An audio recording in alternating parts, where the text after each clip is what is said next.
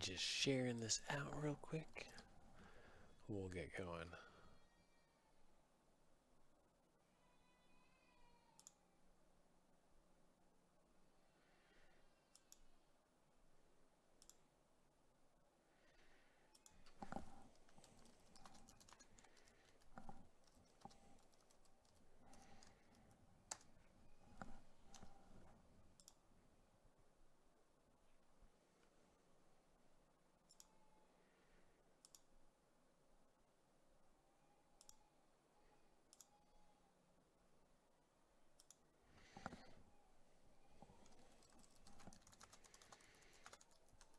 How's it going, everyone?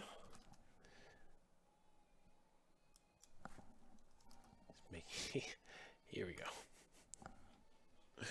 We're doing this. Ooh, we're just going to wait for ZBrush to keep going here.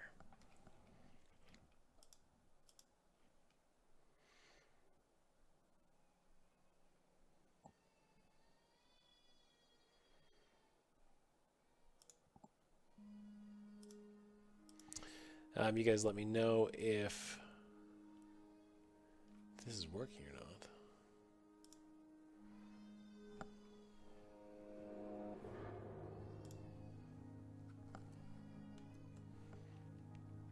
Hello! How's it going?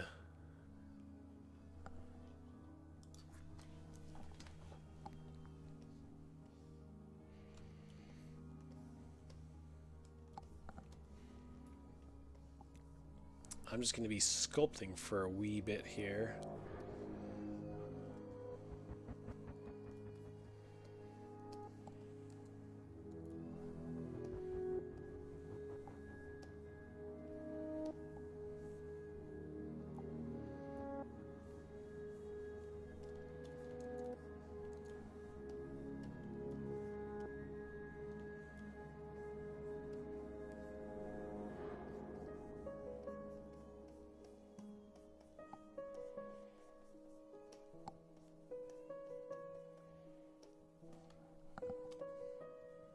Hey Jimmy, how's it going? Oh, thanks. Yeah, this has been a fun one to play around with, actually.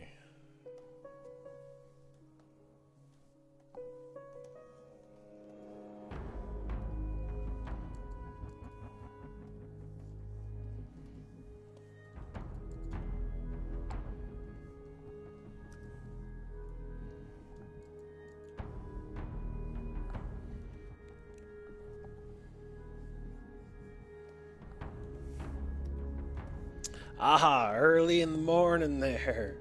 Yes. What time is it there, by the way? Is it like way, way early? Hey, Lucy. I mean that in the coolest way possible. Is the music really loud, or is it just on my end that the music's loud?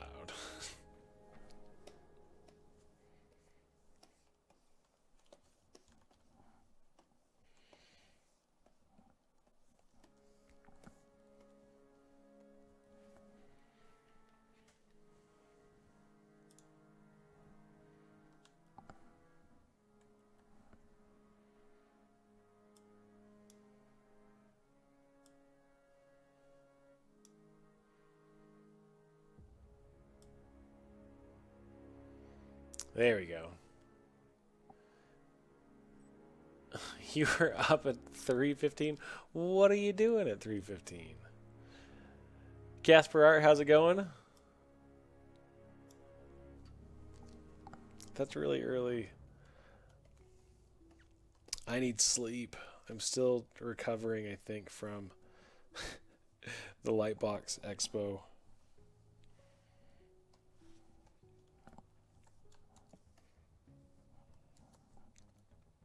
I'll get into like, so a lot has happened.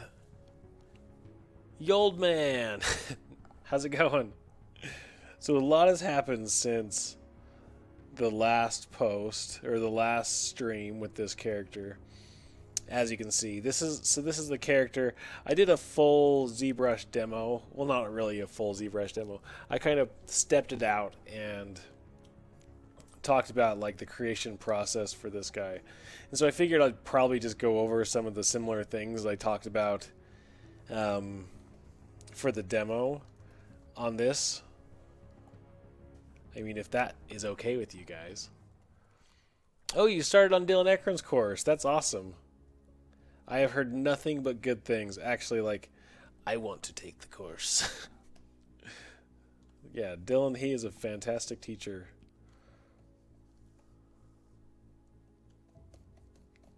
And I've, you know, the students coming out are doing really cool things. So that's awesome. Do I have my own YouTube channel? I do.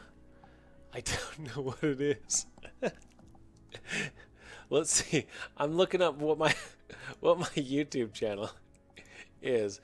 It is I think I'm just under Matt Thorup.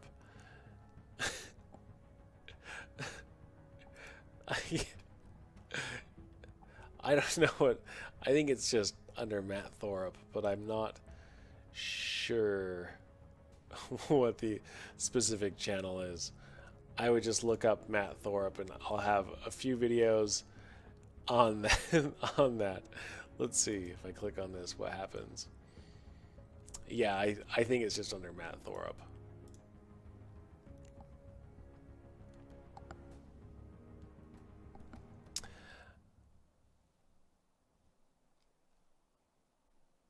You can't seem to find the energy late, usually feeling sleepy and restarting my brain after the long night, just not working for me. So getting to bed early and up early does apparently. Oh man, I'm kind of in between that, where the early stuff really is really hard for me to get going without like a proper build up. But the late stuff really gets to me too. Like I can do the late stuff, but only for a while. I can't. I don't like to do it for too much because I just get so burnt out. Mainly because I'm still working like, you know, the full-time job, and that makes things a bit more difficult to like try to get to do early to bed and then, or late to bed and then, you know, still being to work at a reasonable hour. Am I going to pose today? I tend to break anatomy or get spaghetti limbs no matter what method I use. You know, I might do a quick block-in pose today. That's probably going to be near the end of this because, you know, he's in a decent spot. There's a couple things I want to kind of block out some of the rest of this.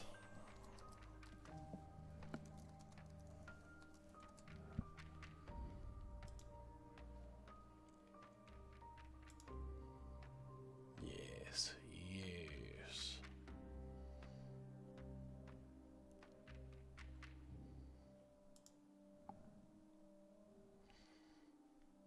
I'm just looking at the cardboard edge.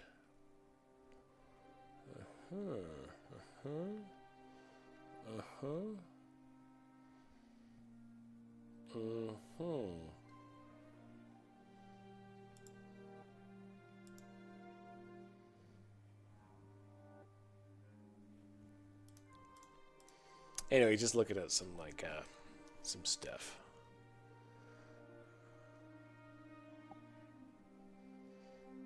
It is a delicate balance, working full time and then balancing a bunch of kids. Yes.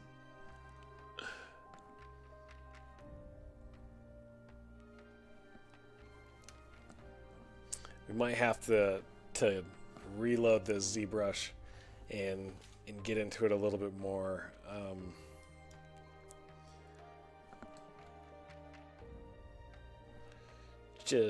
I've got a bunch of files loaded as I was just looking at the process for this. Let's do a quick save on this dude here.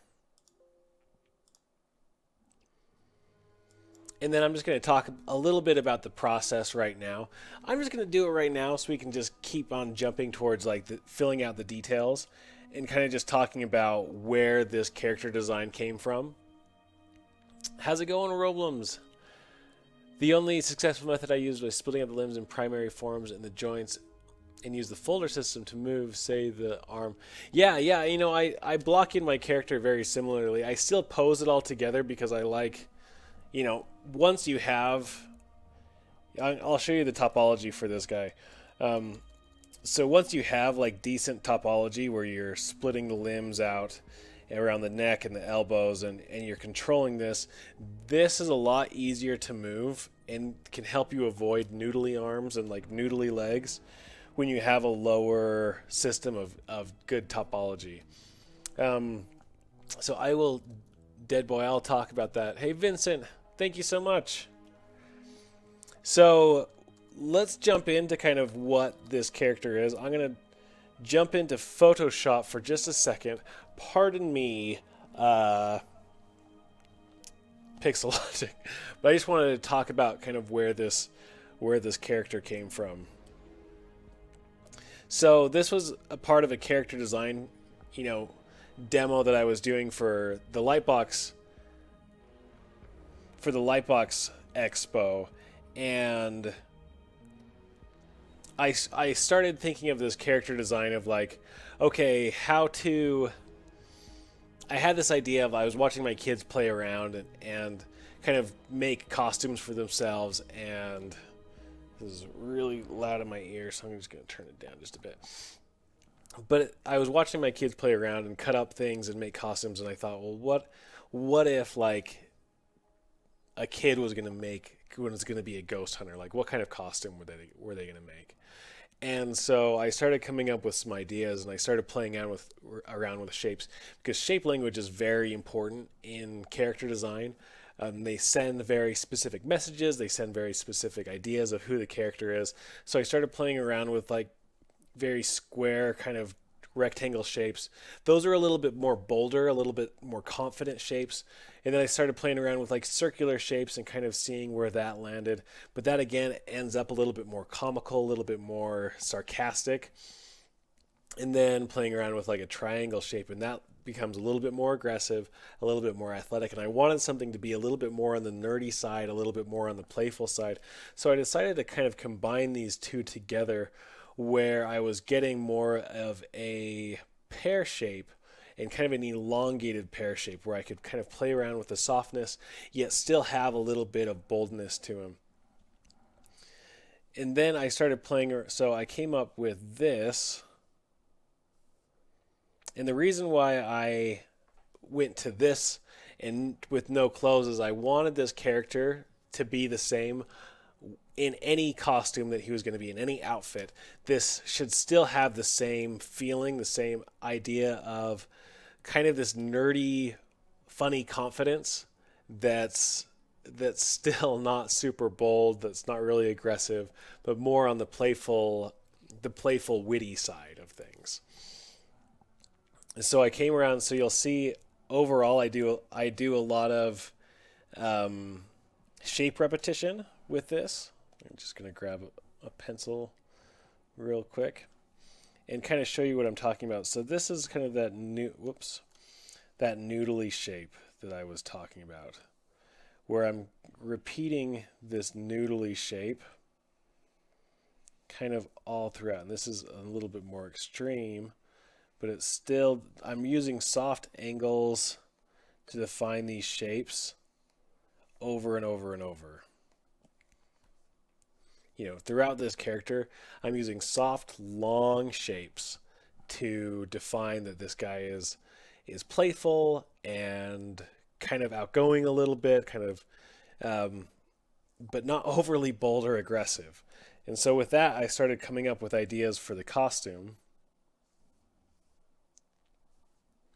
where I dove in with just simple block-in colors. I was playing around with like, okay, well, what would sell that idea even further? I decided to refine that nose because the nose was coming off just a little bit too pointy and a little bit too kind of, almost a little bit too what's the word that I'm looking for? It's almost a little bit too um, aggressive for this character, and I wanted him to be a little bit softer. So I softened the nose a little bit, and then I started playing around with these shapes and still like mimicking of the overall character design and just adding on. Well, what would a boy carry with him if he was going to be ghost hunting? Like, what kind of things would he make? He'd make things out of cardboard, and he would use belts and elbow pads and dishwasher things and coats and rockets and knee pads and big rain boots or things. And I kind of just settled on this middle design where then I took that and I refined it a little bit more. And what I used for this was all this was done in Procreate, so it was just on my iPad where I'm sitting down at a coffee shop and I'm just kind of playing with ideas and refining those ideas and pushing it a little bit more and more. And so I'll answer some of these questions as I go by. Still tired from, yes, I'm very tired from Lightbox still. So I pushed those designs a little bit more and more until I came up with this and trying to figure out the overall composition, the color theory, and things that were going to be able to continually push this idea of this confident yet nerdy, playful kid. And so I started bringing this, once I had that, this rough idea design, I brought this into ZBrush. And this is where I was blocking in the shapes. I think it was last time I streamed a couple weeks ago, was I'm just now using all these shapes, and as you can see, most of the shapes are still, besides like these shoulders, are these kind of noodly, elongated, round rectangles. And you can see that with the calves and the arms. If you break these up, the shapes that I'm doing are these long kind of noodly shapes over and over and over. Even the torso itself is kind of this pear, this long pear, or squash, if you will. And while I'm blocking this in, I'm also thinking about straights versus curves. So I'm keeping areas more straight. I'm keeping areas more straight like this, and then these outside of these arms are a little bit more curvy. Same with the legs, where I'm keeping it mostly straight and then adding the curve details to the outside. And I'm also thinking about putting in a nice S curve. So if I take off these arms, you can see right from the beginning, I'm plotting out kind of this S formation that's going to form inside his body. And so once I have that, I'm jumping around and I'm starting to slowly build up. I'm keeping all the pieces separate. I'm sculpting nothing together, and I'm still just taking just my clay build-up brush and sculpting on top. Sculpting out where the rib cage would be, just key landmarks. Where the belly button's going to be, where the front of the pelvic bone's going to be, where it kind of protrudes a little bit just above the thigh. I've got my landmarks with my elbows, my shoulder blades, and my knee and my legs. I'm still all the while just thinking about hitting this shape language over and over and over. So once I have that a little bit more blocked out, I start blocking out the heads. These are all still separate. You see the arms, the legs, the hands, the torso, the shoulder blades and shoulders. The neck is all separate. And now I'm just blocking in the head a little bit more. I'm taking time to refine some of these things, but all these things are still separate, because if I keep them separate, then I can move this around. I can change it. I can make this nose just a little bit bigger if I want to. I can play around with the angles and to really easily start to feel out this character just a little bit more. Now, of course, that's not something that I really like with that, so I'm just, and I'm playing around with this idea of how to get this. Now, I'm also, when I'm doing this blocking, I'm trying to think of the snowman effect with the face, where what I want is to, let's see here. The snowman effect is just making sure that I'm having different, let's do that a little bit more, that I'm having different variations of measurement. So whether it is an actual snowman between thin, thicker, and thickest, or if it goes thick, little, medium, then I'm doing this and I'm between the facial features. So if you look at these facial features, I've got like the eyes, the nose, and then the mouth is really close together to the nose. And I want to avoid parallels in measurements. This is what I don't want, where everything is the same size. That's a big no. I want this type of thing, because this is appealing. This is going to help bring more interest to your characters. And then, once I have this kind of filled out, oh, it's doing that old saving thing. And I think I may have lost my background music. We'll see if we can get that going again. If not, that's fine.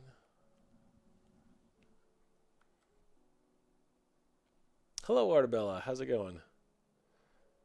Let's see if I can get back to... Okay. So now that I've got kind of the proportions sent out, what I do next is I actually start detailing out things, and I do a thing where I'm live booleaning, dynameshing everything together. So this guy actually has a cutout mouth bag,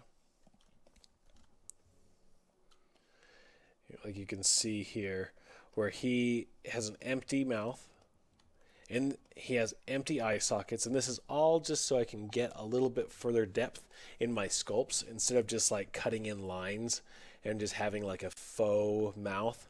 I actually want a full deep mouth bag, just so when he does open his mouth, it's going to have that depth and that ambient occlusion, especially in the cheeks, that will sell that this guy is alive.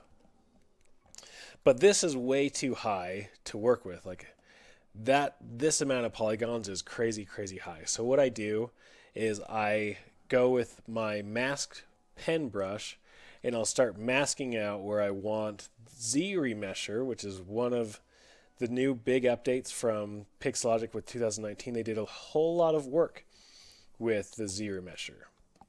And now I know that they primarily did it for hard surface modeling, but I don't know if they knew how well it worked into my workflow, because I've been doing this for a long time. I've been probably doing this for many, many years, where I've been dictating the guides of where I want ZRemesher to go with polygroups. And I'm just masking out areas like the mask of the eyes, where it's around the eyebrows. And then I'm doing, something like this until I get, let's see where I'm at, until I get to this point where I've masked out almost all the major core parts of the head that I want my topology to follow. And then what I do is I just go to my ZRemesher. And these are the key. It's really, really simple to do. What I'm going to do is just take... So now that I have all these planned out, I'm going to do a simple polish by features. So it just kind of smooths out the edges so they're nice and smooth. And then I'm going to go to my ZRemesher, click Keep Groups On, change this down to just about 4.5. I should say 0.4.5. Pete, how's it going? And once I have that set, then I can just kind of set my poly count target, where I'll do a ZRemesher, and it will go and it will calculate, and we'll see how it does with this. I mean, this is pretty real time, so you're going to see if it results good or not, but normally it does. Like normally I haven't had very many issues. Sometimes if it comes in a little high, I'll do a ZRemesher at a lower target, but most of the time I'm looking for something that's, like around this. This is perfect. So I can see that overall this is pretty solid. Like this, the only areas that it gets kind of weird is right here, but you know, around the mouth this is one of the key things that I really like, is that I'm not getting any weird pinching around the corners of the mouth. You know, the eyes. This is great. This loop is perfect. You know, this is nearly, you know, I could maybe even take this into Maya and clean it up and get it to like almost animation ready. And then I can go in with my ZRemesher and just kind of maybe add in a couple more splits here, add in a couple more edges here, so we'll hold these details a little bit nicer. And then if I hit D, you can see how it just starts subdividing. Now this is not, I'm not sculpting on this at all. This is just the pure subdivisions. So, and then I can do a couple of things where I'm projecting the high detail onto this, or I can just kind of take this as a new base mesh and start sculpting on it, which sometimes I do. Sometimes I don't even use the base mesh the high poly that I made it from. So then I refine that a little bit more. I mean, this is, so this is the low poly that I ended up. It's still a little bit wonky around the nose, but not overall. It's really nice. You can see that it's still, this is really, really clean. Like I'm just so impressed how well that new ZRemesher does for this.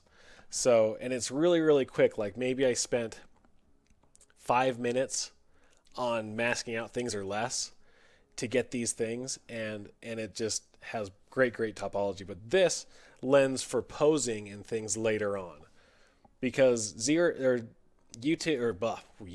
does great things. What makes posing easier and anything in ZBrush easier is if you have low subdivisions that you can do big movements on.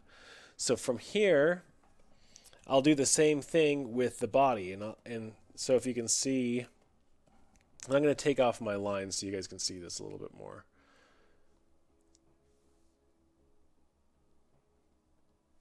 So I break the body up again into simple polygroups where I'm trying to tell ZRemesher, okay, I need an edge here. I need an edge here, especially for the hands. Like you'll see all my fingers where the joints are. I'm putting in those joints. And you can see I'm doing, it's nothing super detailed, but it's going to tell ZRemesher exactly what needs to be done. So I'll take this and do the same thing, tell it to keep edges, turn the group down to lower. I want my poly group up a little bit higher, maybe around 12, and then do a ZRemesh on it, and it will go through the whole thing and then kick out most likely a very beautiful mesh that I can take and join the head and the neck together. So let's just see how it does here. Lucrecio, how's it going? Boom. Doom, I mean not boom. Doom, how's it going?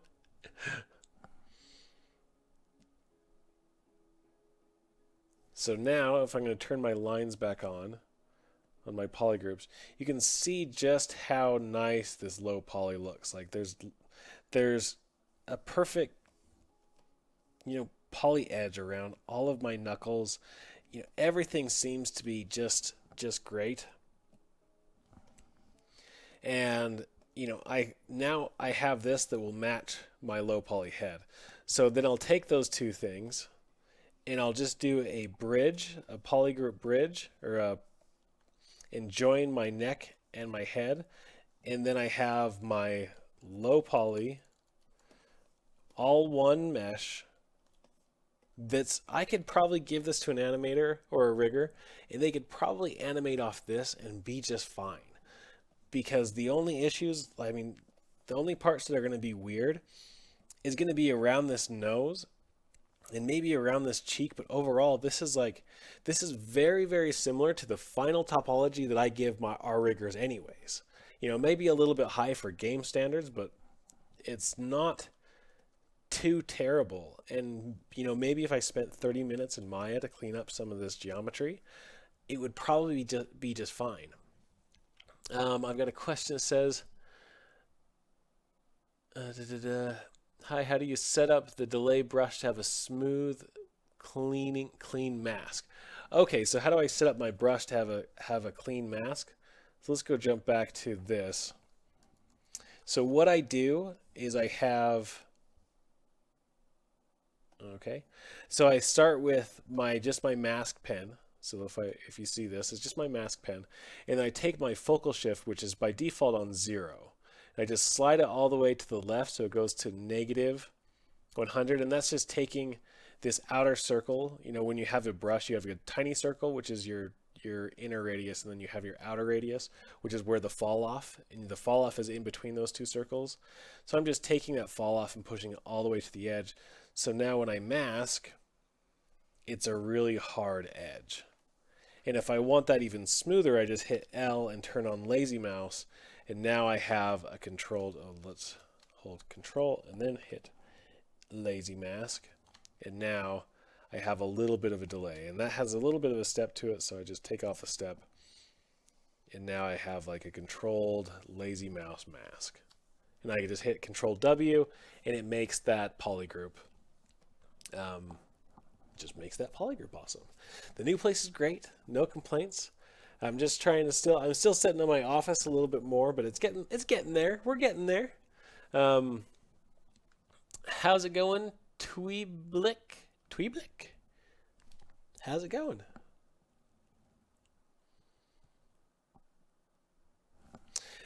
So that's how I set that up. Now, where did I go? Okay.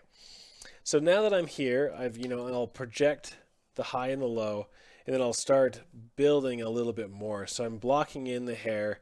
The hair is really easy and fun. All that I'm doing is I'm just dropping in a sphere and then pushing and pulling and kind of dynameshing and sculpting out. And then I use my Redbeard hairbrush that I made, and I'm just throwing on strands. Let's see where, and now I'm blocking things out a little bit more, and I'm just right now just trying to get kind of the core elements all in there, so I don't have to. Hey Quentin, how's it going? It was great meeting you. Yes. So now I'm just putting in like the core elements of trying to get all the shapes there. So when I look at it with no color, I can still read what's going on generally. Like none of his big shapes are getting lost. Like this is a good one that I like to see, that all the detail is still gonna be here. Versus the back, which is most likely, very smooth compared to all this. I mean, I'm having all these different shapes and things. You do see that I go pretty heavily into the mouth. One of my big pet peeves, because I've dealt so much with teeth in my life. My dad's a dentist. I made my front teeth. That I do go in and I sculpt anatomy on my teeth. If you look at this now, anatomy on teeth, really, like I didn't spend a lot of time on this. Really, if we go into like what it makes up a tooth, the front teeth kind of have this. Like if this was here, let's draw that again. If this was the front tooth, the simple anatomy of this is that it has like 3 peaks to it. So these are the highs, and then it dips in a little bit, just like that. And this is like extreme, but this is how the anatomy of the front teeth are broken up. And it's very, very simple. Just adding just a tiny little bit of detail to that sells us a long ways. So like when I do push this a little bit further and I open up the mouth a little bit more, it's gonna read like it's supposed to. So then the way I go about texturing this fellow, so this is the final, this is where I got to into the demo. Let's see. Hey Matt, when I send my model to Maya for your topology, the model looks weird. How do I use perspective so it doesn't look off in Maya? Thank you. So what I recommend, because ZBrush's cameras are a little bit different than Maya's, obviously. So I try to use this 85 focal length, millimeter focal length in, in ZBrush. And it seems to have, it feels a little bit more closer to Maya. Now, that may be different depending on your Maya settings, but just trying to play around with what these presets feel like is probably closer, because like I could really push this guy out, but now he's, the perspectives are really strong. So with characters, I like to do a little bit less. I like to go with about an 85 millimeter focal length, and it seems to translate closer to KeyShot and to Maya the way that I expect. Hey, thanks, Joel and Alejandro. Thank you. So how do I get this kind of texture? Because I do texture everything in ZBrush. I have used other texturing softwares, and I actually do, but mostly I really like to play around. I feel pretty comfortable with texturing in ZBrush because I'm used to it, and I get pretty quick results like this. His skin, let's kind of dive into his skin a little bit, was textured in probably about 5 minutes, 10 minutes, maybe. Really, really quick. Nothing too simple, but it does have quite a bit of detail. Like if you look, it does sell the idea that there's a porous surface and a roughness to it that helps sell that this guy's alive. It's not just like a flat blank canvas. Now I'll enforce this a little bit later on when I start adding in a little bit of pore definition, not too much because of the stylized character. I don't want to go too much into like the texturing, but I do want to have a sense of skin to him. So what I do for that, we're going to jump back into this, is the first thing I do is I choose a base color. I'm going to keep losing our music. Let's see how we get here.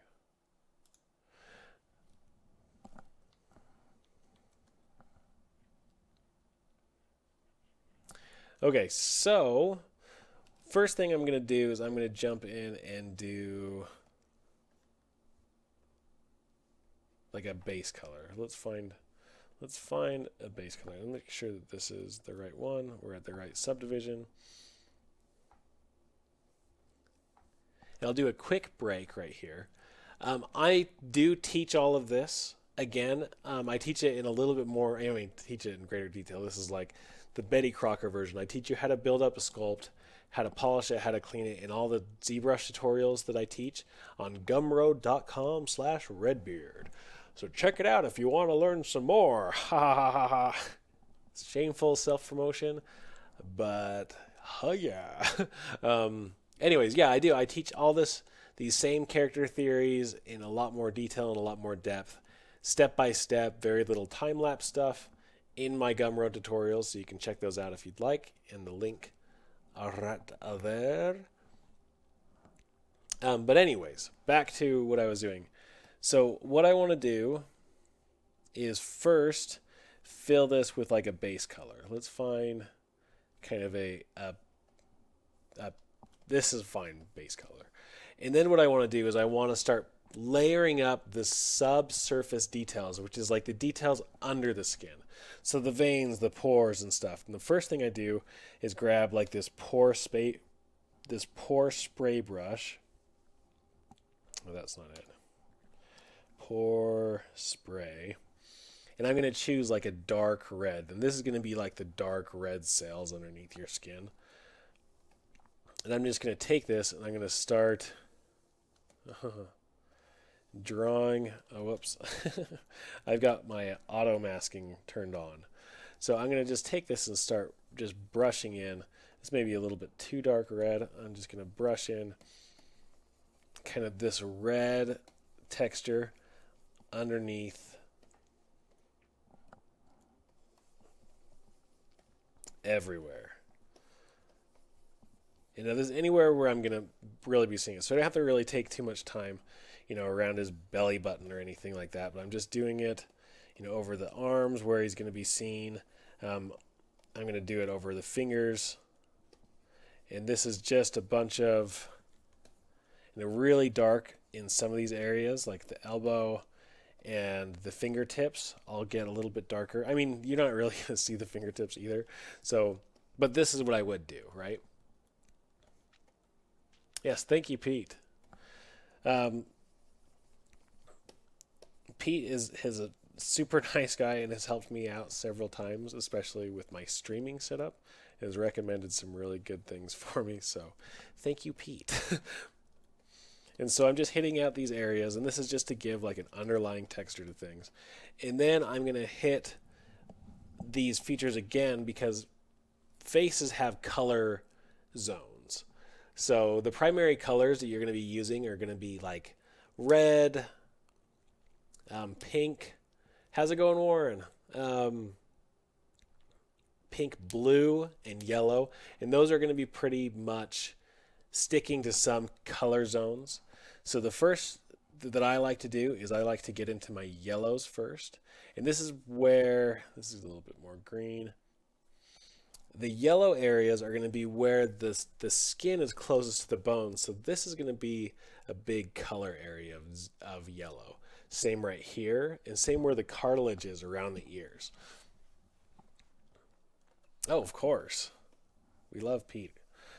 So I'm going to just slowly, just again, quickly go over some of these things like the bridge of the nose, the forehead, the sides of the head, the temples of the head,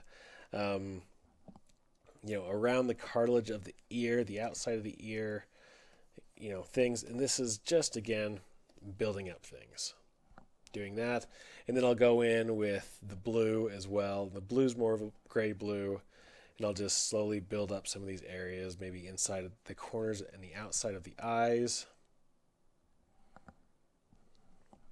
It's saving, but I've got a lot of things. Almost there.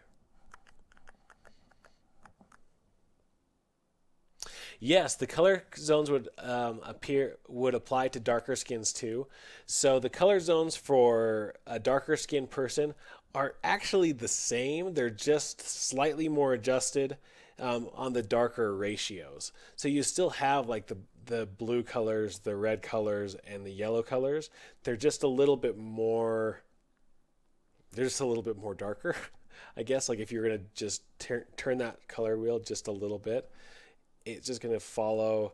So like if this was a darker skinned person, all I would do is maybe push it just a little bit more this way. And the reds, I would go a little bit more this way. And go with a little bit more kind of a less saturated red. But yes. So then I have the blues, and then I would go through with more of like the brighter pinks, the reds. And I would hit those areas that are going to pull up a little bit more lively red, like your cheeks, your nose, the inside of the ear, and then around the lips a lot too. And you see how messy I am with this. Like I'm not worrying about the detail too much. And if I was really going realistic, maybe I would. Maybe I'd actually start laying in some veins and stuff. And then, the pinks are cool because they'll hit where the sun hits and where the kind of the red blood vessels land. So around the shoulders, the elbows, and then the underside of the hand. And I'm just, really, really rough with this. And then once I have this kind of set, I would do it. I'd go in a little bit more, but not too much more detail. I'm going to actually turn off my alpha for this. Turn off, and I'm going to choose my base color again. And now I'm going to change my RGB intensity down to like 5 or maybe like 6 or 7%. I don't know. Let's see how this goes. And I'm now going to start layering on top. And now the cool thing, because I'm just at such a low intensity, I'm just slowly building up to cover my subsurface underlayer. But even though like I can go pretty heavy with this, to get back to like it not looking like Carrie from the movie Carrie.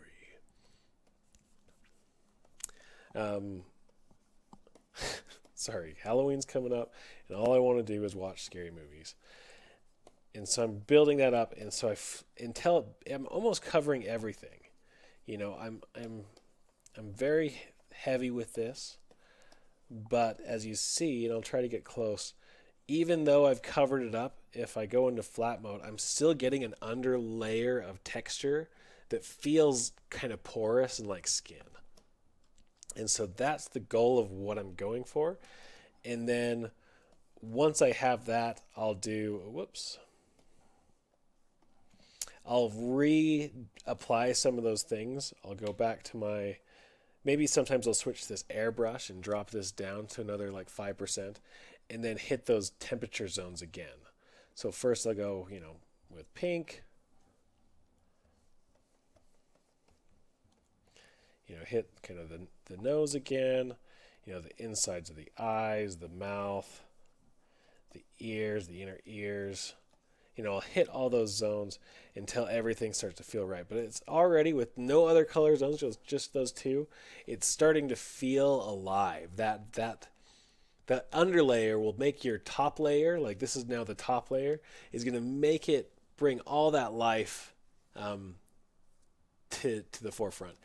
How well does this work with SSS?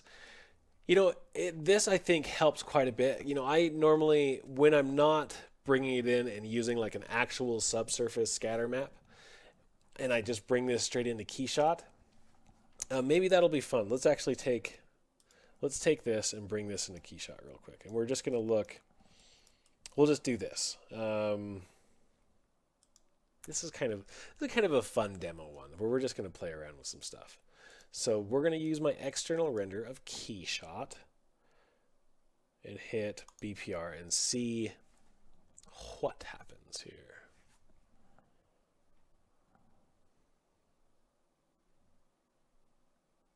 So this is now just like straight from KeyShot.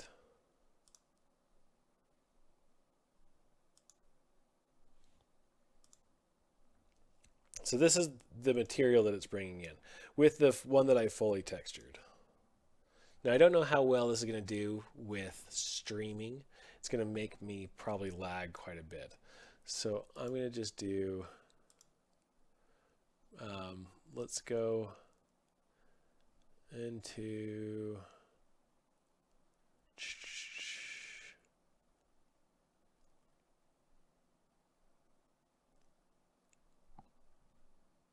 this will be fine.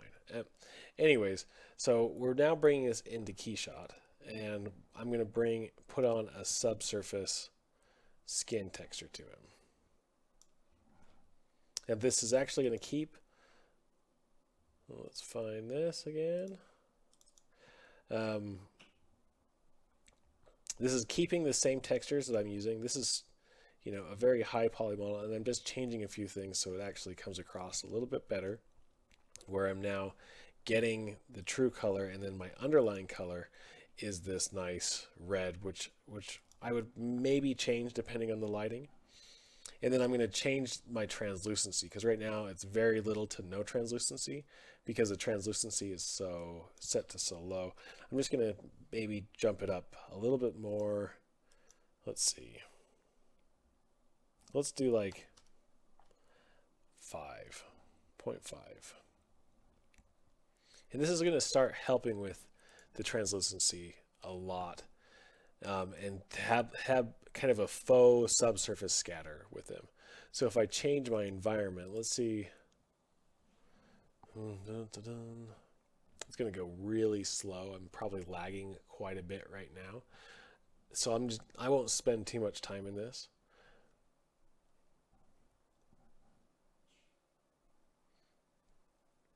And let's bring in maybe this kind of, this is a kind of a studio. So I'm going to move the light so it's more behind him.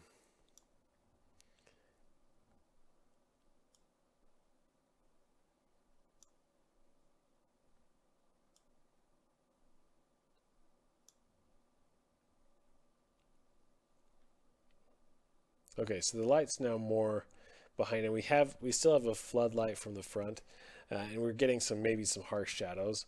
But now I can start like testing how well things are kind of, more. See, this is way too much.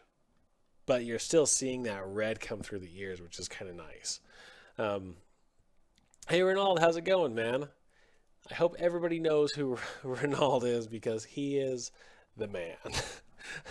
He is the character artist on Overwatch at Blizzard, and thanks for coming by. Doing well. Anyways, but just playing with this, like I can get a depth to my models really, really easily. And, you know, I would probably tweak this quite a bit. So maybe I would not try to get this much transparency. I'd kind of get the nice balance between realism and, or like the appeal of having that ear light up a little bit and not feeling like he doesn't have any bones inside him, because right now he feels like that. Okay, so I'm going to cut this part off and just jump back into our ZBrush, and get back to it. So yeah, and so basically this is where I ended off more or less in the ZBrush demo that I did at Lightbox, where now I have a character that he's not posed, but he feels fleshed out. This is something that I could start showing to developers and kind of saying this is our main character, and then not even having to explain who he is, but there's a connection there. You already start learning who this character is without even having any story with him. Hey, thanks. You definitely don't need it. Please make one for me to get, Ronald. You are the master, sir. I got a question of how did I do those eyes? Okay, so the eyes are really quite easy, and I'll show you. So these are the eyes. Let's go back in. So I've squished out the eyes a little bit because I wanted them to have a little bit more cartoony feeling. So they're not perfect spheres. They're a little bit, you know, they're more ovalish. And if I turn off color, you can see how simple these things are. There's no sculpting detail. This is all preliminary stuff. When I get like a final KeyShot render or a final render down the road, I would put in texture and fully, you know, take some time to paint out the eyes, because the eyes do sell a lot, but with a very simple texture, they can fake that because I'm not that close. So what I do is, I mean, these are what I started off with, and let's just fill this with a RGB at a higher rate. So what I do is I take, you know, because one, I don't want them to be perfectly circular. I'll just, and let's turn on symmetry. I'll just kind of draw them out. And this, even though they're quickly sketched in, I kind of like the imperfectness of this. And then, oh yeah, Ronald, when is your sculpture coming out? You keep posting a little bit like teasers on Instagram, and I'm like, I want to buy that. He's doing a cool figure with Johannes. Is that how you say Johannes, or is it Johannes? I don't know how to say people's names. Anyways, to this, I'll just quickly sculpt that out or mask it out. I'll push it in. Normally, I'll just do like a hold Alt and kind of push in and then smooth everything back to make a concave look. And then I will do that again. Smooth it out. Mask in again for the pupils.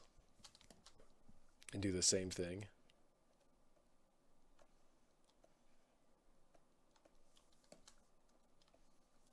And then I will drop in a quick color by doing, I'll probably mask that out again.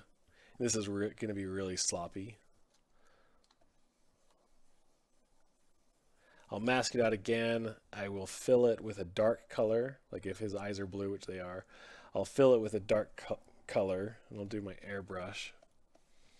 So first I'll bring in the airbrush, and then I will just take a lighter color and then just do a quick drop in just at the bottom section. So it keeps that nice and dark.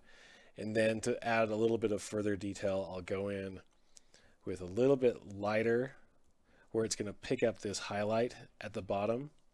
And then I can quickly like drag out, you know, some squiggly iris lines, and then fill the inside with that dark pupil. But really quickly, I've made eyes that will have a little bit more depth, and they're still blocky. Like they're still, you know, there's nothing to write home about these eyes. They're definitely temp for now, but at this range, they sell. They're very readable.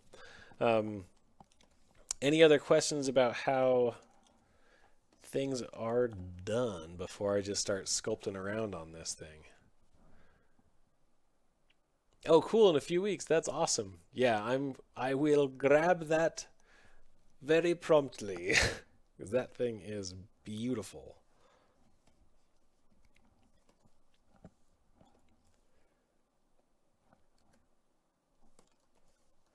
So let's see if there's anything else. As far as like blocking in things with the clothes, it's pretty easy. You know, if I wanted to do a shirt, all I'm doing is, I mean, for his shirt, is I'm just masking off where I want that shirt to be.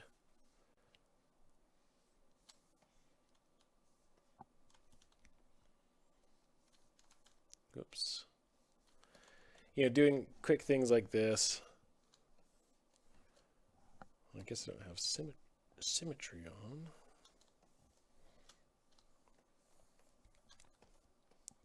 And then, you know, one thing, I don't want it to cover the crack.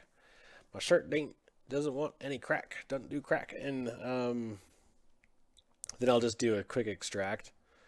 And this is going to be really thick. It's going to show me just an idea of what I want it to look like. So I'll go really low, you know, maybe 0.001 extract. You'll see that this gray under thing is where the shirt would be. Then I'd hit accept and then ZRemesh that. And this is what I've got. How do I get glutes together without warping the topology a lot? These ones are kind of cheat because one, I'm not really going to see him, and there's not, I mean, he's got his father's flat butt, so there's not a lot of stuff in there. But before I ZRemesh it, I try to have just a little bit of space in between the crack. This is going to be Ass Crack 101 in ZBrush. And so let's take off the texture so you can see this a little bit more. And what I do to get this kind of nice squish to it is I get it close, and then I use this inflate brush, BIN, and I'm going to just go and I'm going to slowly kind of tap, and it's going to push those two together. And instead of dynameshing this, like it's not dynameshed, they are actually two separate forms that are going to be pushing together. And then just to keep them from like overlapping too much, I just smooth out just a little bit on top and a little bit on the bottom. And then, you know, it's got this nice form to it. This is the weirdest part, but yeah, I do that. It's the same way that I handle boobs and other things that are, you know, nasal folds. I'll do the same thing, you know, to this. You know, I'll just start kind of building up kind of this detail. But anyways, so yeah. And then everything else was really built with primitives and mostly just primitives. So what do I do next? Do I also sculpt in clay? I have sculpted in clay. I really like sculpting in clay. It's not something that I get to do very much.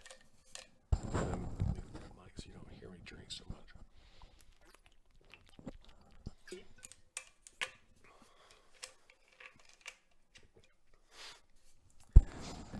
Why is this not the first time you? Apparently, I just like sculpting the butt. That's, I like the details of the. Andreas, how's it going? Am I going to be at the ZBrush Summit? I don't think I am going to be at the ZBrush Summit this year, unfortunately. I will be watching online as much as I can. I would have liked to be. It just didn't really work out in my schedule to go, and it just really didn't work out too much. But they've got an awesome lineup this year. I'm really excited to watch kind of the stream go. So, um, one thing that I wanted to try doing, and this is going to be just for this thing. Let's see what I have here.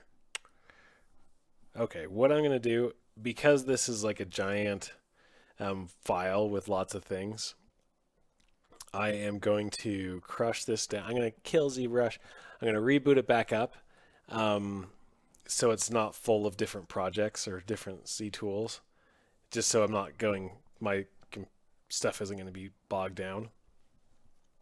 And then kind of get back into it. But I want to start detailing out some of these things. Now that I have all the costume blocked in, everything is now just ready to sculpt on, which is kind of the fun part. Like the block in is fun. I actually probably have more fun doing some of the block in stuff than I have doing like some of the other stuff. But let's get back into this ZBrush. I think maybe one of my side gigs would just be coming up with show tunes, not show tunes, but like advertisement ads, jingles for Pixelogic. I could do a whole slew. They would love them. One thing I wanted to try doing was adding in kind of like cardboard kind of has these like rivets inside, like this internal structure. I wanted to see if I can add kind of the faux look of that inside here. Even to make the comic face, you have a strong grasp. Yeah, even have, so this is fun. This fun stuff of like to do even like a cartoony stylized design. You still have to understand like this is all based in reality, and we're pulling from principles of not only like humanistic reality, but I'm pulling up ideas of, oh, did this get frozen up? Let's see here. It probably did. Anyways, let's go into this. So I'm still dealing with 2D fundamental principles too, of like squash and stretch, and how do I get back to this? Nope, this is the wrong one. This is the wrong one.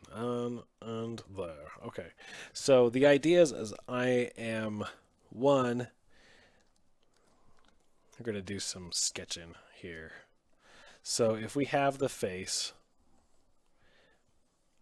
the eyes, we're still using this invisible mask to kind of drive the expression. And I want to do things like if he's got his nose and his mouth and his ears,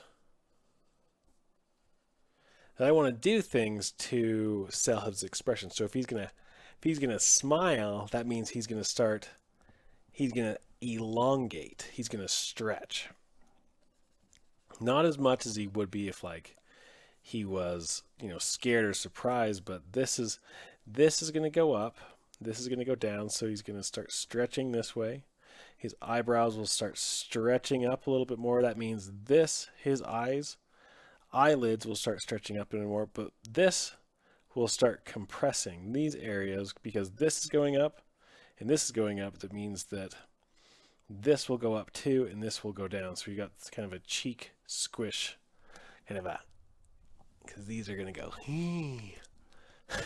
It's a very technical term, these cheekies. We're going to do this. And so I'm going to push up these eyelids just a little bit, and I'm going to bring this up.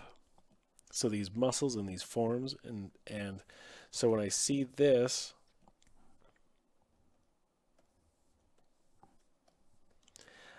I have this shape that's forming, that's squishing this kind of meaty undertone, or these meaty fat pockets of your cheeks and muscles, like fat and muscle, and I'm doing that all while still keeping like the foundational, like here's my mask, it's squished up, and I also have my facial plane. So I have like my forehead plane. I can still see the side of the temple. I can still see kind of this jawline plane right here. I still have like all these core facial planes that are still helping this character feel like anatomy. It still has like realistic anatomy underneath this designed character. Fat pockets. Yeah, just some fat pockets. Fat pockets. We're going to get sued for that one for sure. Anyways, so, and I haven't really pushed this expression too much. I will, but I'm going to just show you what I mean, is that it has a little bit of asymmetry right now, not too much. Like, the smile is just slightly higher on this side than it is, I'm bringing up this cheek just a little bit more, this eye's a little bit more, the nose is kind of hooked that way because the smile is going this way, so the whole face will start kind of swinging this way a little bit more, but I'm waiting for that until I get to the pose. So let's bring back in my reference. I'm going to bring back in my reference, and I'm doing this, this is a technique that, I'm blanking on his name, taught us. I'm blanking on his name. Anyways, we were taught this, where we could go, just kind of hide, whoops.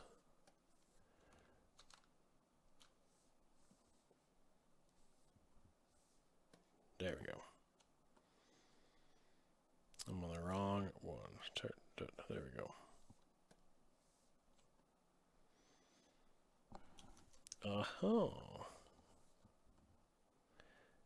Just click on the color, hold Control and Alt, and drag, and it just disappears.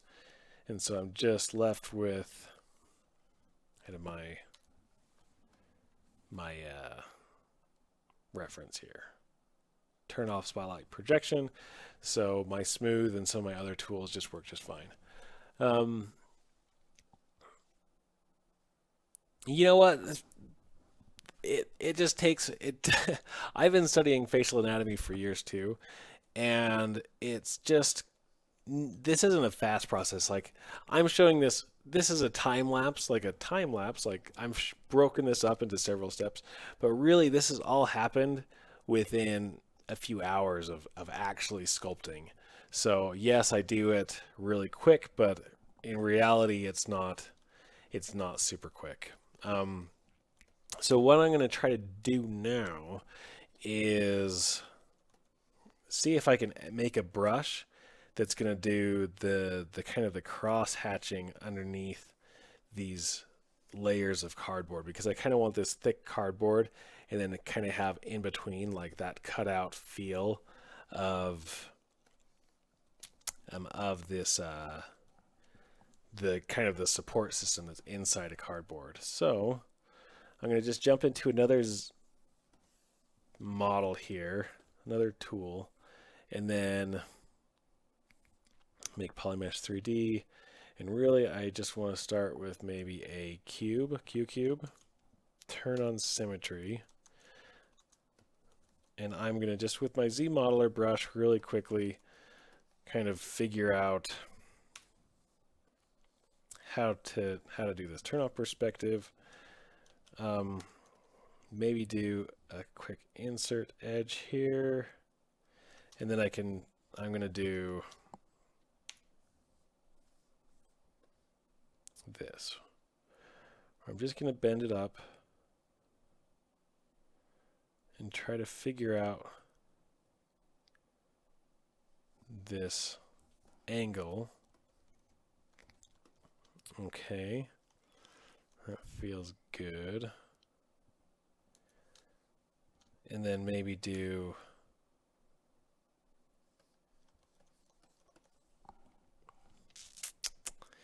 trying to decide of how I want to do this, because there's a couple cool ways that I can do this.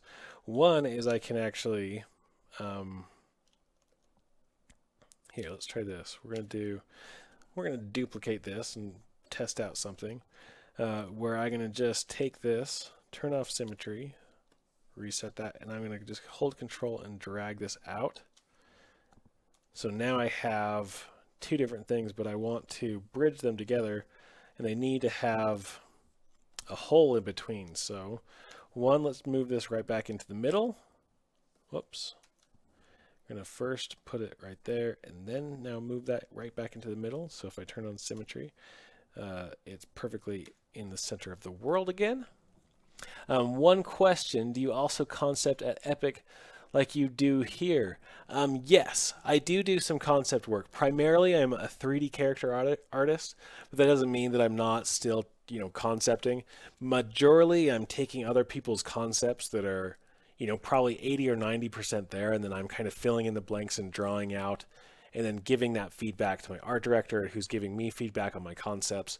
So yeah, I am doing concept work, but mainly I am doing 3D art, or I'm doing the concept in 3D as well, which I do.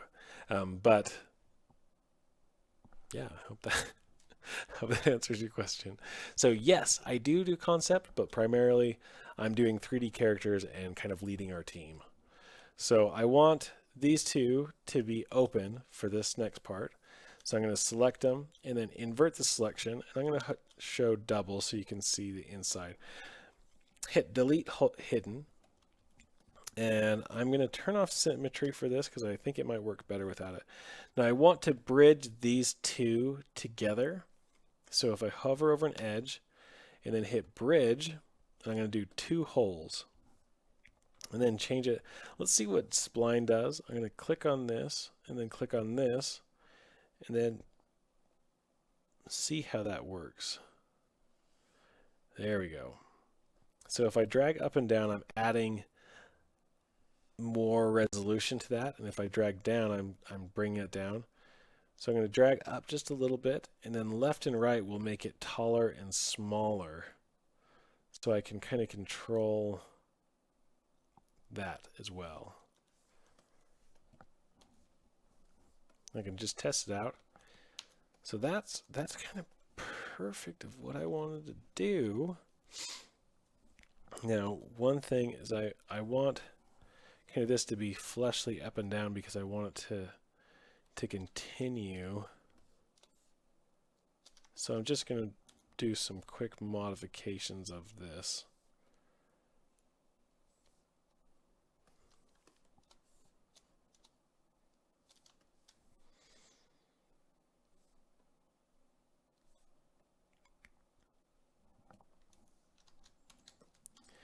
And just kind of flattening and symmetrying things out. Making sure things are straight up and down. And then to really enforce this, I'm going to do a mirror and weld. Oops.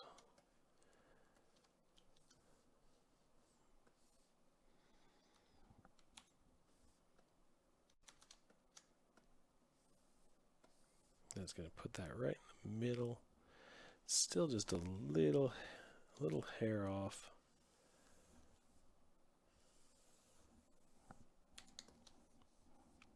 Now let's try a mirror and weld on this. Yeah. So now I've got a front and a back. And now I really need, I'm trying to think of how I want this to go, because I need two sections of this to repeat. Oh, cool. Is that something that happens often being a 3D modeler there? I'm not sure. Yes, I think part of being a 3D modeler, a good 3D modeler, is being able to make judgment calls and be able to read the concept so you can fill in the blanks, because there's never going to be a time where all the answers are laid out before you concept wise. At least that's been my experience. So being able to recognize and understand design language and color theory and things like this, of like how to fill in the gaps, is good. Whether you're a good 2D artist or not, just understanding that and being able to concept out in 3D is a good thing. Okay, so now what I have, I'm going to let's duplicate this one more time, and I want to make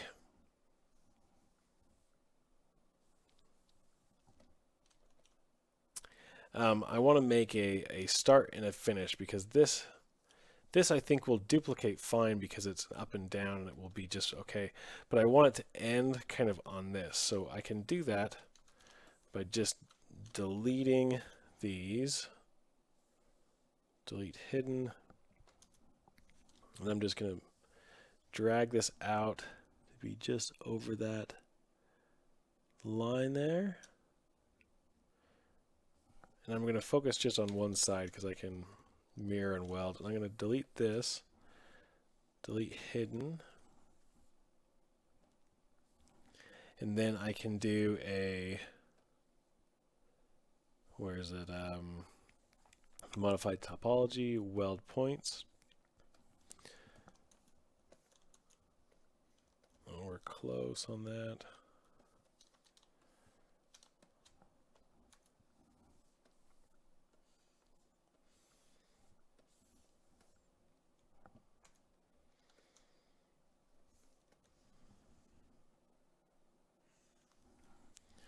And we'll try welding points again.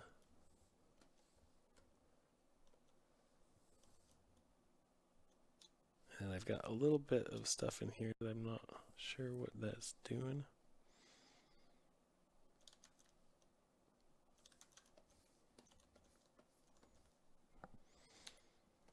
Okay, now mirror and weld. Whoops, mirror and weld. So now I have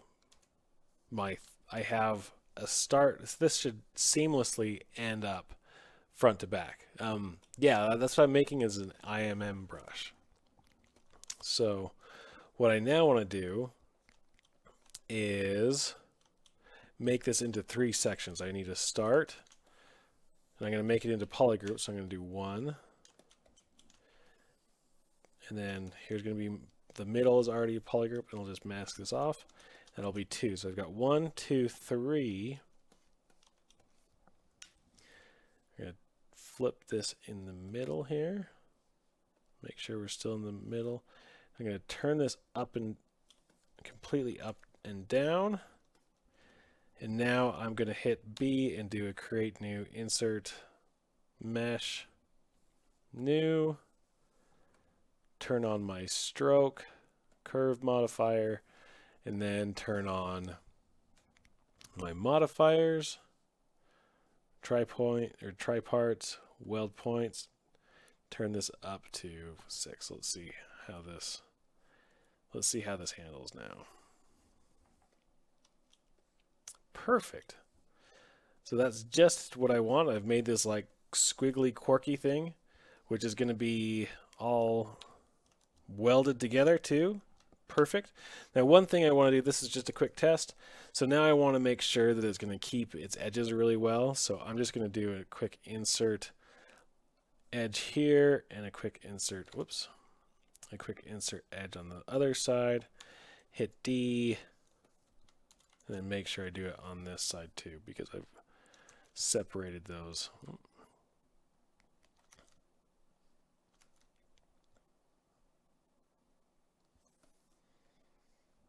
Looks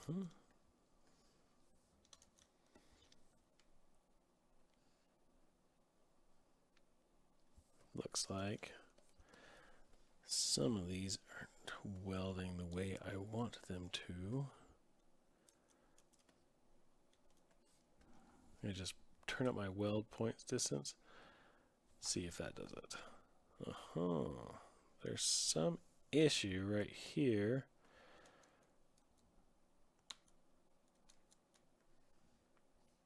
So that's okay. Now I've just kind of made,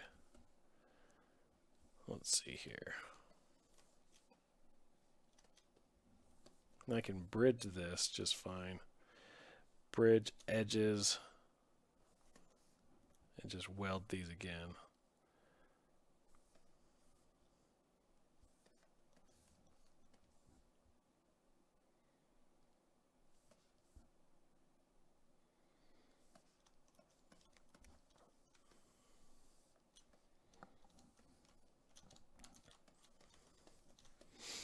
Just a little bit of cleanup on those just to make sure they deform well. Now I can do an insert edge. It probably should go all the way through on both sides. Yep.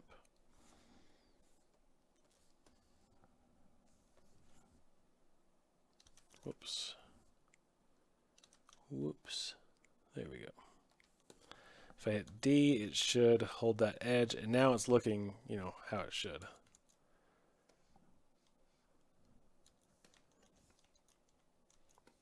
Okay, so now I'm going to make a new brush, B, create insert mesh, new. Now I can just go to, where are you? Stroke, curve mode,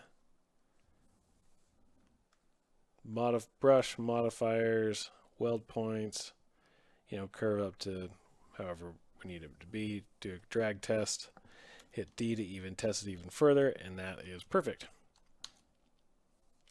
Great. I can save this off as like my cardboard brush mesh. Save as the Redbeard cardboard brush mesh. Great. All right. So now what I can do, this is going to be so much fun, is I can take these cool things. Let's first, I'm going to do a group split. Split. Where are you, group split? Oh, wrong one. Okay. And I'm going to just do the underside of this at a small size and just kind of drag my curve along the edge and just see how it does. Oh, okay. So I actually want to do it not that way, but this way. Or maybe even this way. Let's try this. Now B, create new insert mesh.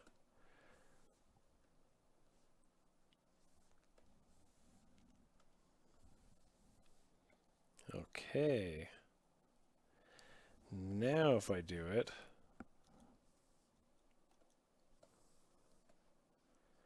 that should actually draw just how I want. Okay, yeah, this is how I actually want it.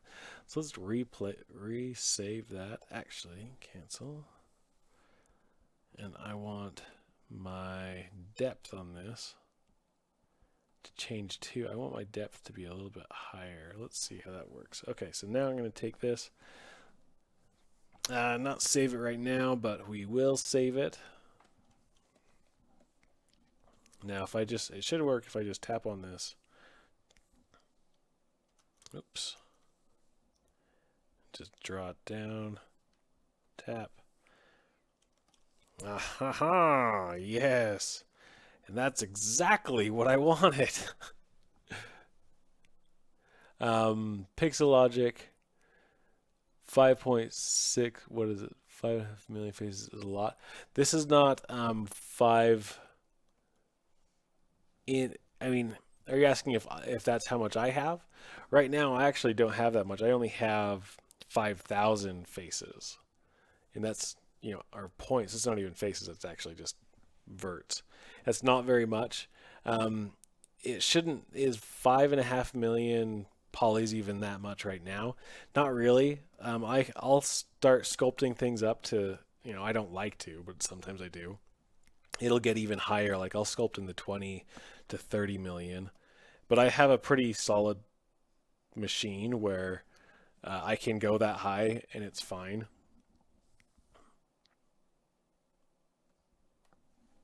Oh no. Well, um, do you wear a glove because you use a pen to control this program? No. I wear the glove because I hate because this is actually a non it's not a touch screen. The Cintiq that I use, I can touch it all I want and nothing's going to happen. I just don't like my sweaty palm to rub against the glass, and so I wear this glove. It's a brand called Dokiware. I don't know if they have it on here or not. I actually have multiple of these gloves.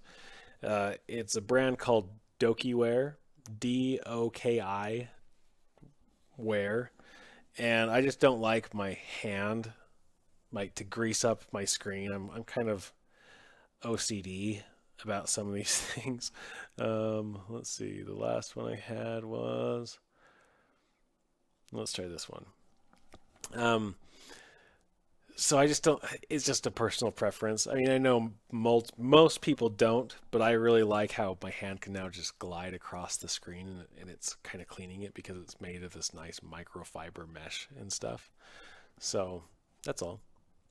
Um, I mean, I'm actually working and I have this number of polys and I kind of new to ZBrush, so I wanted to know if that's a lot. No, it's not a lot. I mean, mainly it's just how are you controlling those polys is the real question. Let's see if it saved my brush. It did not save my brush, but I do have this where I can recreate the brush because ZBrush did a nice recovery here. So what I'm going to do is just do a quick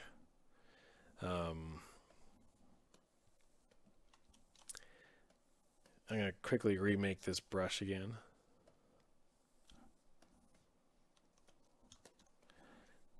Make sure I don't have any floating.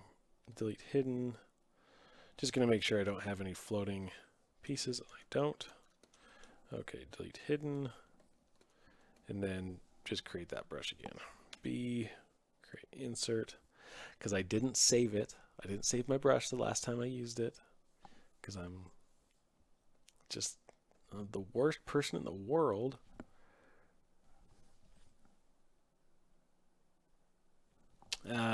Let's see here. Where did I go? Modifiers, weld points, curve resolution 5. And see.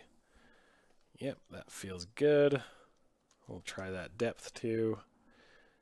Go back to my recovered file and then just tap on that. No.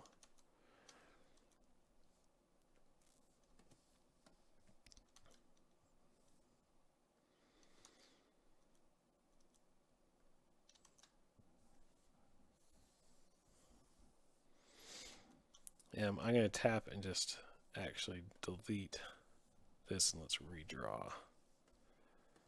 Delete hidden. So you use a mouse for sculpting? No, I use this pencil. But the screen isn't touch sensitive. The pen is the only thing giving input. No, I wouldn't, Mr. Filling. No, it's I'm using a touch. I'm using a Cintiq, a Wacom Cintiq. It's a monitor that's my screen. And I'm using this pen to draw, and it's pressure sensitive, so I can actually draw all the lines I need to. Like it's pressure sensitive, so I'm going to just go ahead and draw that form again.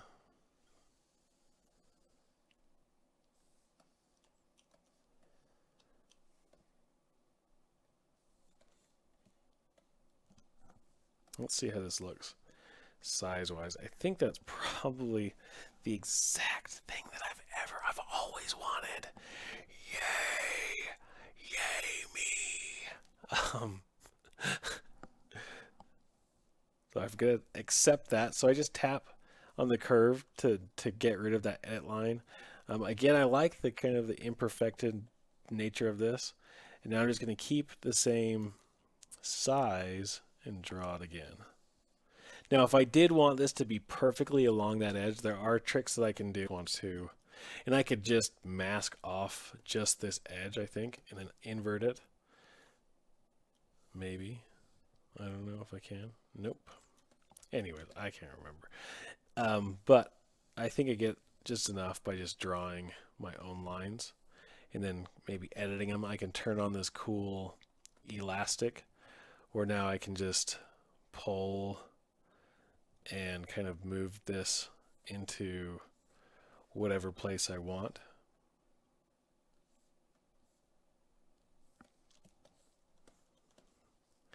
And then tap to accept that.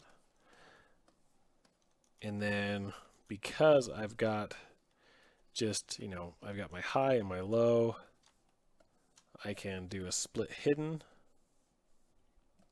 And I can do this cool thing where I'm just let's look at just these. So I'm going to take this piece, and because I want it to actually run all the way through to give it get more depth. Hey, it's John Adams. Outside voices only. Sorry. I will be very quiet. And maybe if we keep talking together, I feel like I'm now that video that's that lady that's telling artistic things about where your pen is. Maybe that's what this should be. How's it going, Ashley? If everybody doesn't know Ashley, A Cubed, she is a fantastic sculptor. She was just on, probably making something super awesome, and everyone should follow Ashley. I don't know how to do that robot thingy where you tell people, hey, go follow that person. I don't know how to do that. But you should do that.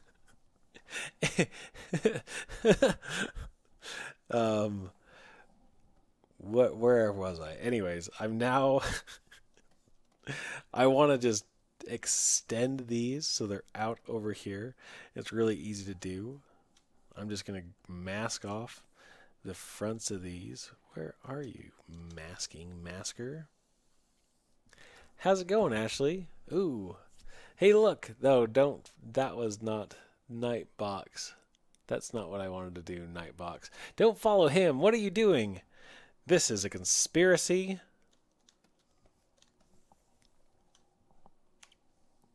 And now I'm going to drop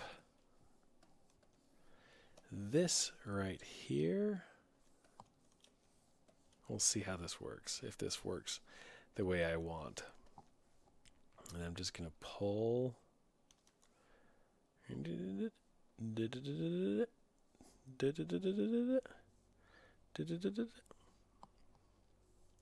think the sound effects work.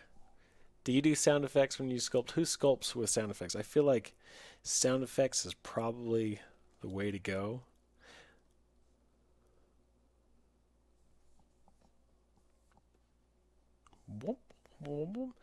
Now, all I'm doing is I'm just making like filler pieces. And because this is like the lowest topology, I really don't have to worry too much about anything. It's just going to, there's no middle sections. It's just the outside details. And I can kind of push these into place. Same with this area. Just get it maybe a little bit closer to the edge. And I can do this for every part of the cardboard, and I've made my cardboard brush. Do you have a cardboard brush, Ashley? Probably. You make awful noises, mouth noises, like this. I'm guessing that's probably part of the awful mouth noises.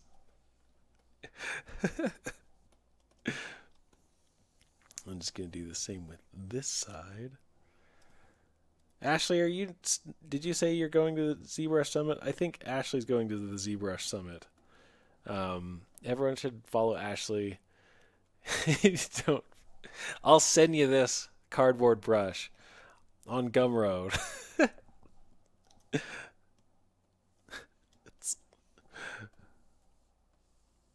Just kidding. I would never do that. I would never do that to anyone.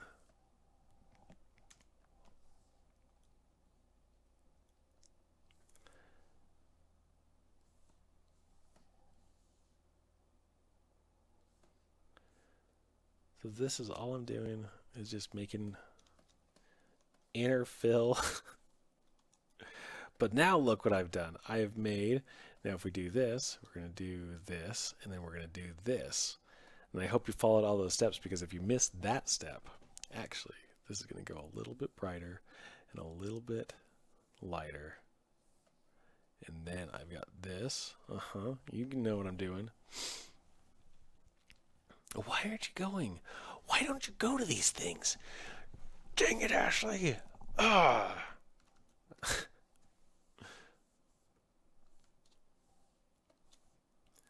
Then I'm going to give my cardboard just a little bit of thickness.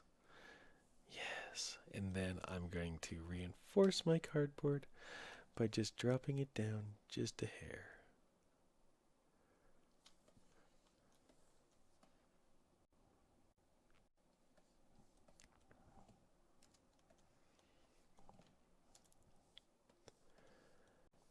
And then squishing it so it follows the forms. That's not what I wanted to do, actually. I'm just going to manually mush this around. I kind of like whispering. I feel like it's a relaxing moment for us all when there's not a whole lot of sculpting going on. And I've been talking about how I'm going to make the cardboard look, and I get really excited about how a cardboard is going to look. I've never really sculpted cardboard before, but I figured it would be kind of a fun thing to do if I could do it. And my idea worked, which is also very exciting. Well, I think we're going to do a petition, and we're going to get Ashley in the Sculpt Off, because I don't know how you're not in the... Do you apply for the Sculpt Off? This is a really personal question to ask while streaming, but maybe I'll ask you later, is if I think you should be in the Sculpt Off one of these years, or if not every year, because you're so good at speed sculpting, like ridiculously good. And it would be cool to see what you would do. Oh ho ho! Cardboard. So I've now made cardboard, and the cool thing is I can just merge these down.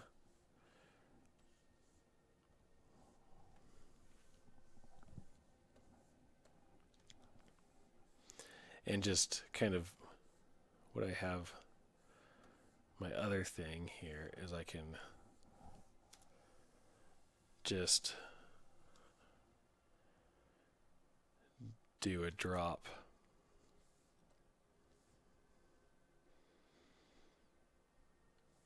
and kind of fill in that spot.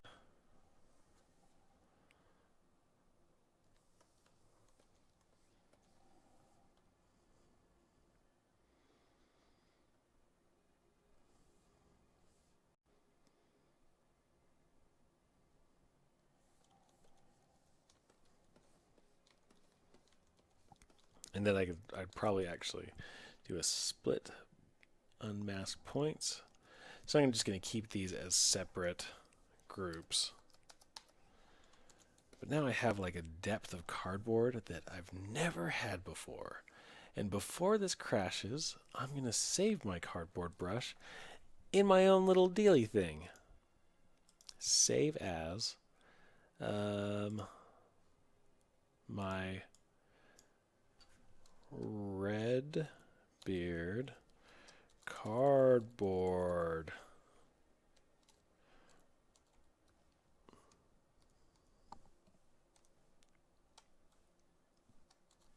brush. Just a Redbeard cardboard will probably be fine. And that will be saved forever in the history of my stuffs. So now I can turn back on everything. Let's see.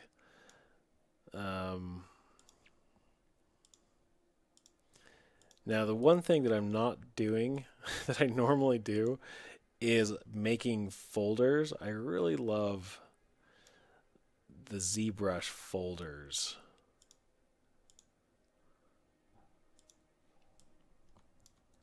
Ah!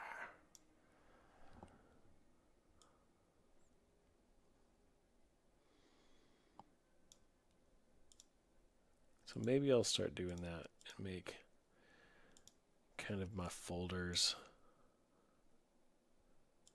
so I don't have to turn on everything like one at a time. But again, it's kind of soothing to just turn things on one at a time. And you're seeing things like plop together.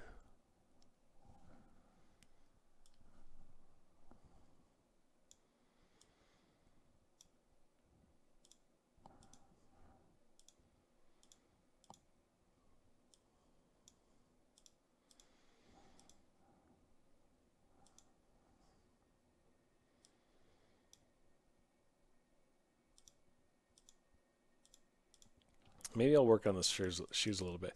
The shoes are probably the thing that's going to be... They're still probably the most temp. And I'm going to save this out as 13. Because now we have cardboard. Actual cardboard. That we could use for anything. This thing's driving you to death. It's the clicking one by one.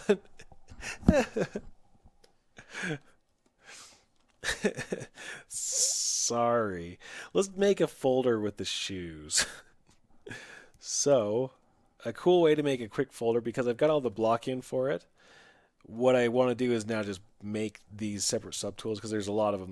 There's the toe, there's the straps, there's the body, there's the tongue, and then there's the soles. So a cool way to change that real quick and make them one folder is going into my transpose multiple. And then I'm just going to select the shoes, and you'll see everything that's not selected is kind of X'd out. Not X'd out, but like...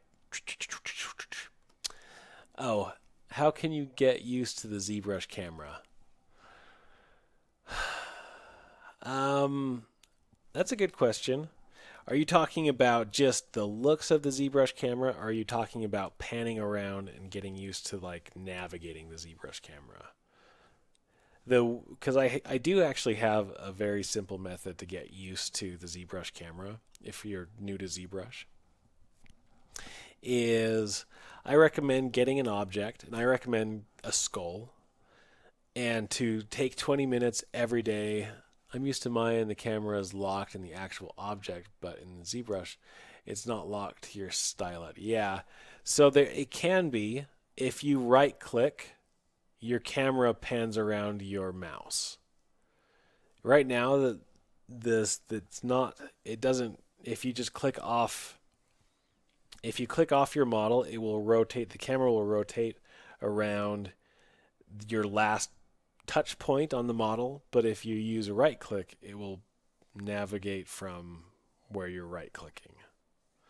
So that's one thing. Anyways, to just get used to doing ZBrush for the first time, what you can do is just sculpt a skull for like 20 minutes every single day, over and over and over, and just try to hit that as much as you can and make it look like like the skull. Not trying to stylize it, not trying to do anything fancy. Just a skull, simple skull, every single day for for a month or two, and then very quickly you will learn how ZBrush cameras work, which brushes you like, what's a good way to build up forms, um, and whatnot. Anyways, that's kind of a long ways to answer your question, but there is a right click. I'm not a right click navigator. I like to click off this. I'm sure Paul would yell at me and say, "You right click or else," just like that in that same voice. I do a very good Paul.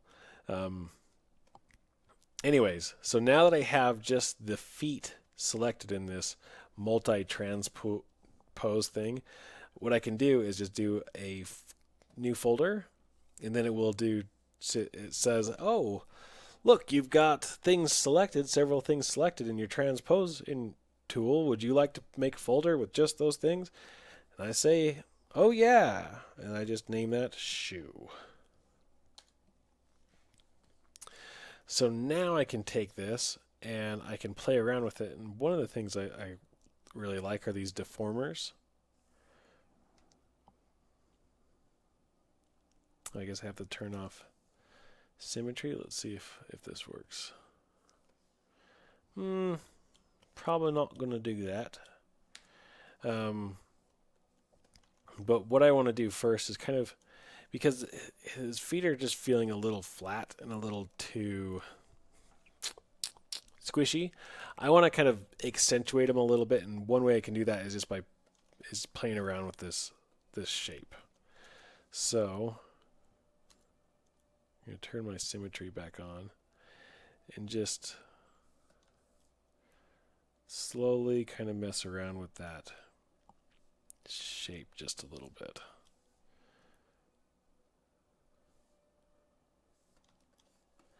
I kind of like that they're not super high tops, or they're not really bulky, but I do want them to have a little bit of mass to them. Mass and bulkiness are different things.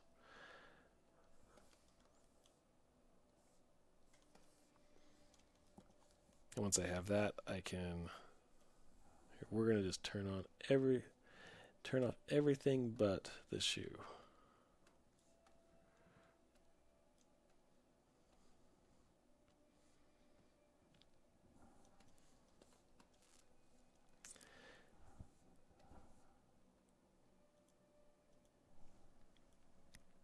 Hey Jimmy, thanks for coming by and for being up so early.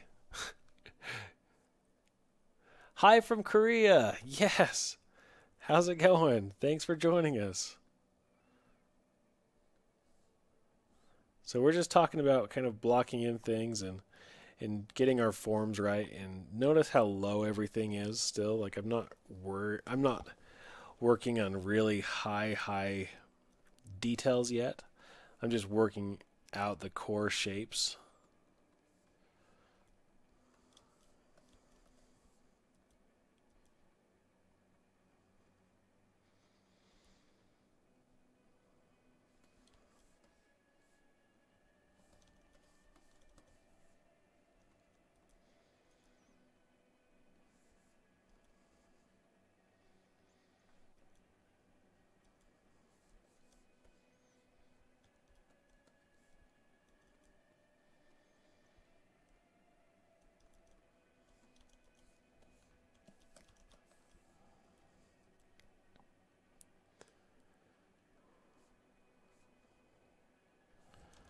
So if I'm just worrying about silhouette at this point, I've turned off all shading. I'm now just looking at like, what does this core shape look like? I know that the size was roughly where it needed to be. I'm now, maybe just worrying about how does this all fit together.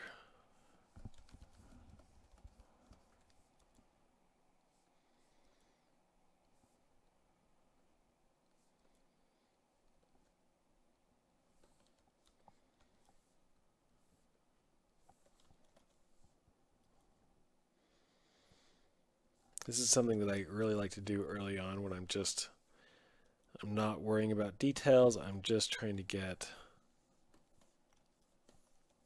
my shapes.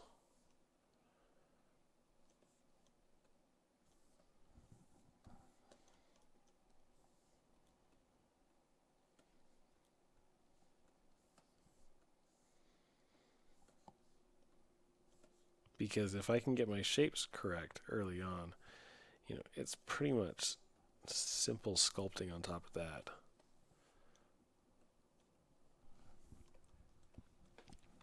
Let's see. Will I digitally print this? What is the end product use? I actually this is roughly a sculpt of one of my kids, and he's really excited about it. So I will probably end up printing it, but mainly it's just for my own purposes, like for me to have. Um, it, I really like developing these kind of things with the ideas of there's maybe a potential story with it that could go along with it. So for this purposes, it's more just for demonstration, like how I go about kind of a kid character design and some of the techniques that I use and implement, and more or less what's my thought process.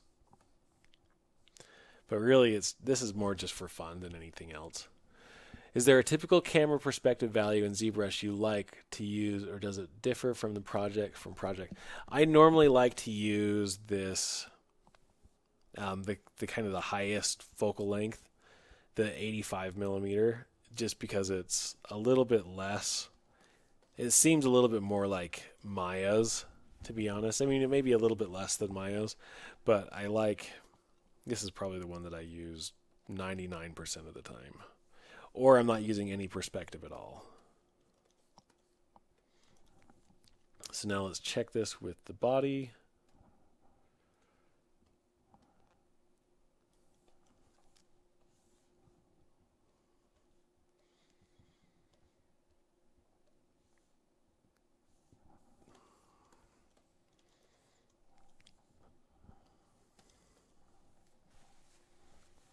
Oh, look, here's my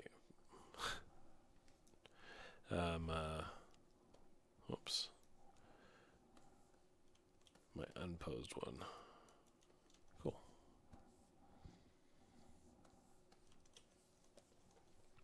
And also, normally I don't get into the expression this early, but because I'm doing this for a demo, I wanted it to just showcase one of the aspects of why I'm doing it this way, and the reason behind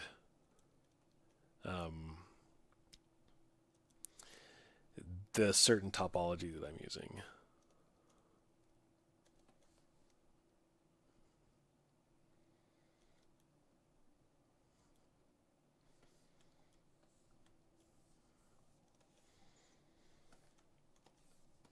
Those shoes are feeling a lot better to me now. They're still pretty flat.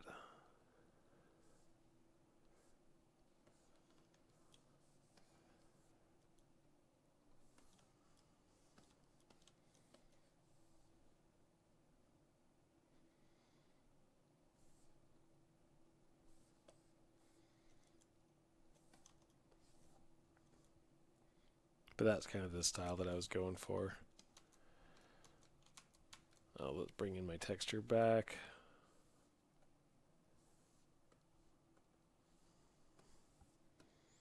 I mean, this isn't my texture, my reference.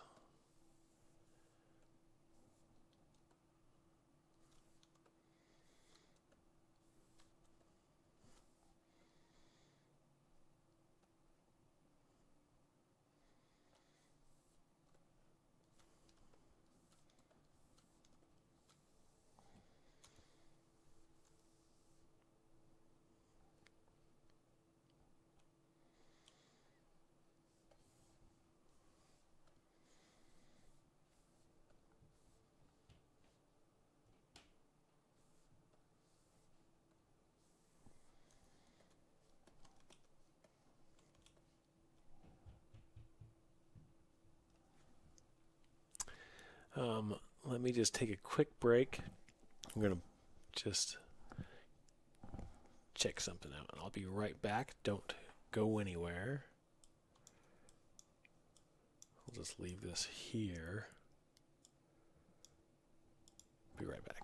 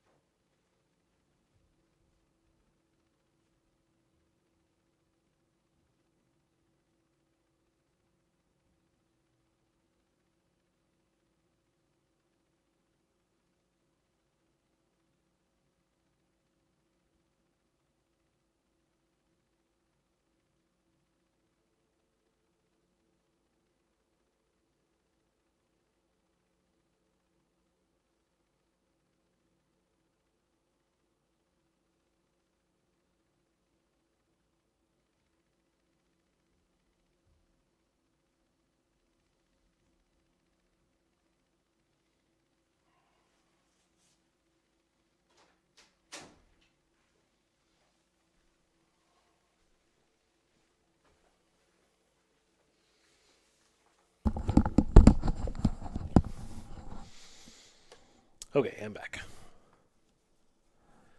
Just making. Heard one of my kids running around upstairs. Just making sure he's okay. Should be asleep, but he's up for partying, I guess. Let's see here.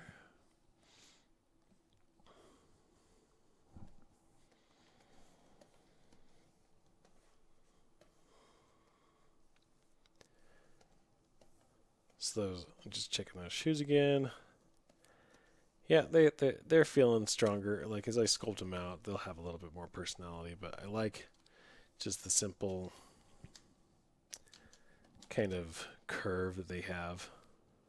It's kind of like a whoop whoop, whoosh whoosh whoosh, just like that. Just whoosh whoosh whoosh whoosh. Okay, who? Let's see. I'm going to add some more of this, some more of that magic. So I had made these with the purpose of filling in. You know, now that I have my cardboard brush, I can simply just delete kind of this other stuff. Actually, just grab the front.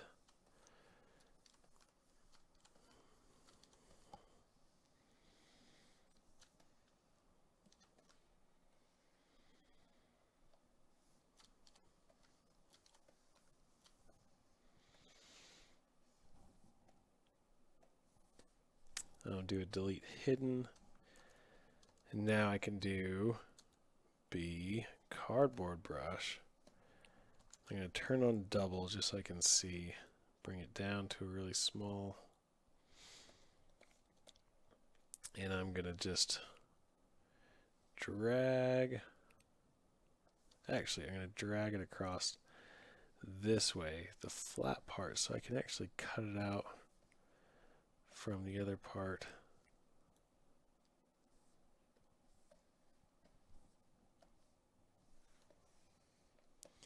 Just check it, size relationship compared to the other one.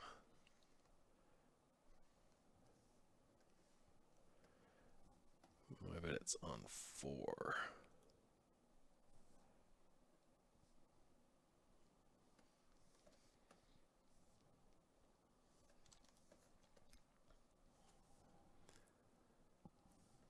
There we go.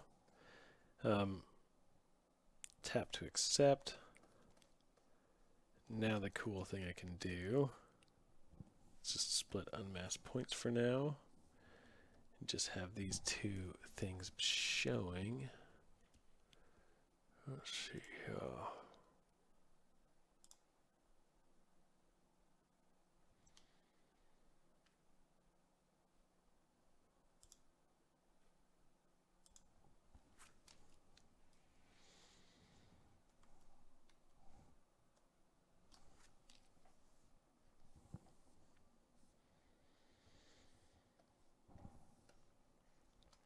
So now I can take this, do my mask of just the back end.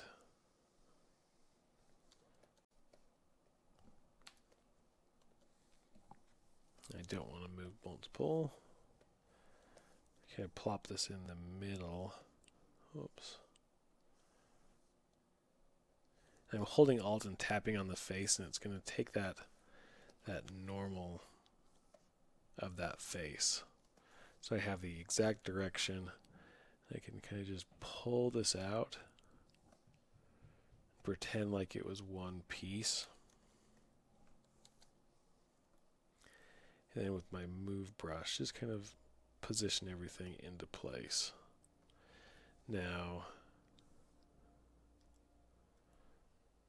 I could just do this stuff, but let's see what I want to do.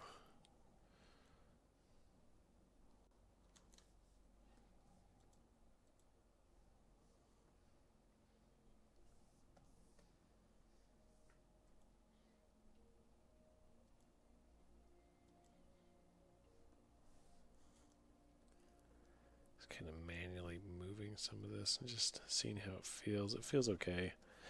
It may not be perfect, but this is really just subtle detail to kind of enforce the design.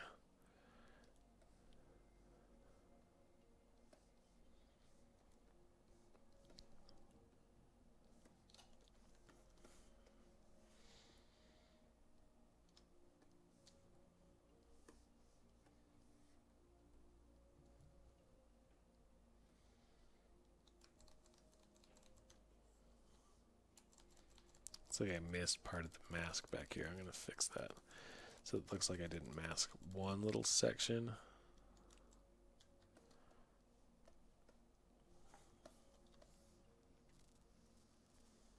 Just trying to get in the middle.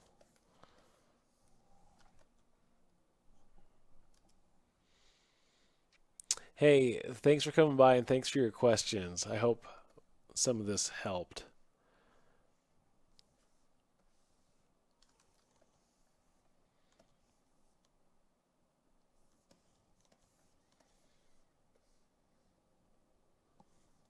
That's better.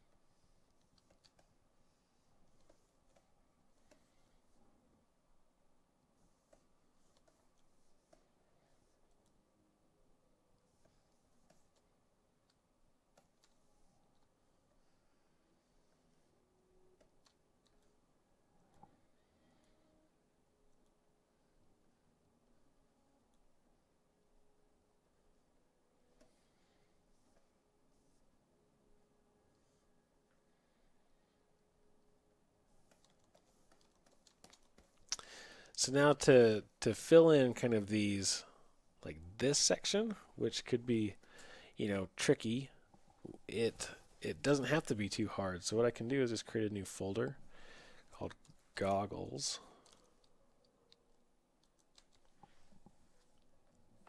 Bring these into it.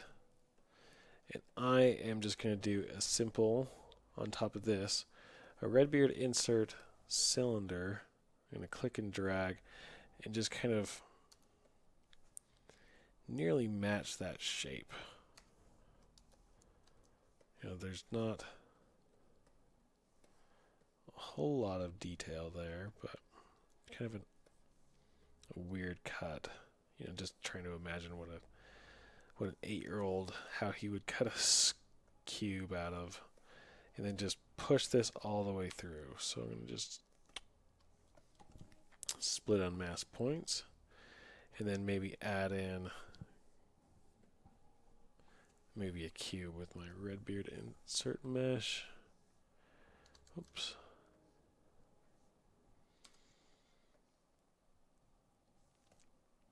And do the same thing. Just and then position it, throw it through, mush it into place. Just get it generally where it should go.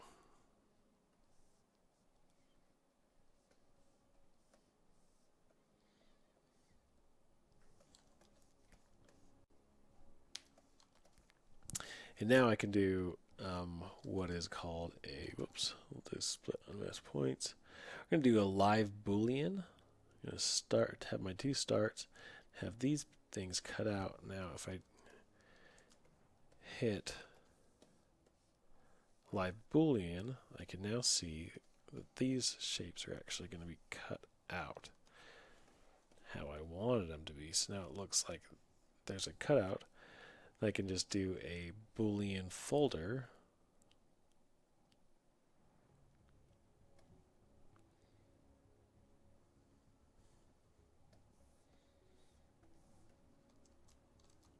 So it does a pretty dang good job of just doing that. Now this, because it's a flat piece, it really doesn't, I don't need that. I'm going to delete that because I've got the piece that I want here still. Duplicate that, and I'm going to bring it out of the folder.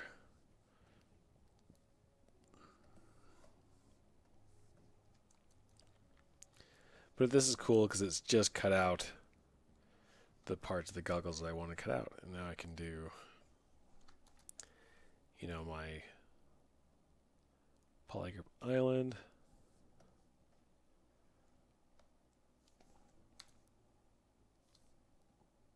And move the back end.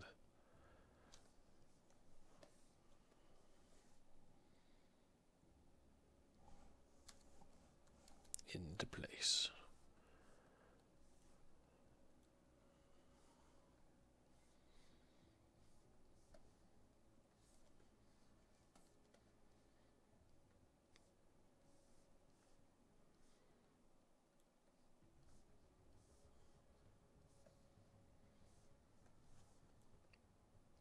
This music, I don't know if you guys can hear the music or not, but it sounds like David Copperfield's about to do a magic trick. Dun dun dun dun dun dun dun dun dun dun dun dun. Dun, dun, dun, and then he does his next step, like he locks the box, and then he walks over and locks the second box. Then he goes over behind a curtain, then locks the third box.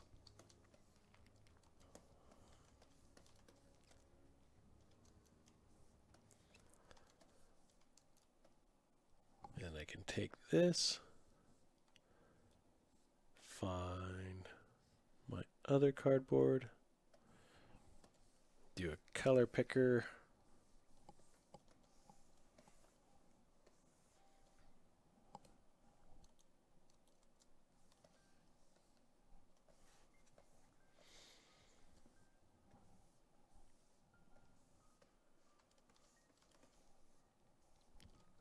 and make everything live again. Let's clean up this file. I don't need these things anymore. These are the old hand placements, the old body, the old head. I don't think I even need this old folder. Delete all.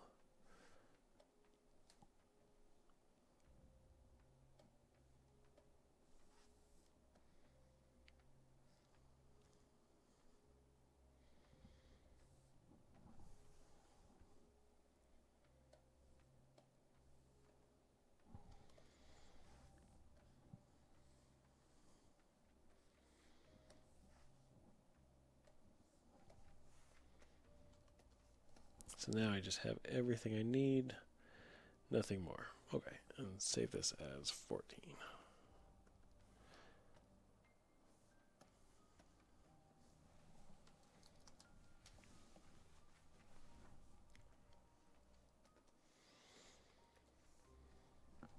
Oh, and I don't need these old eyes either. Well, I might keep the eyes just for funsies, why not?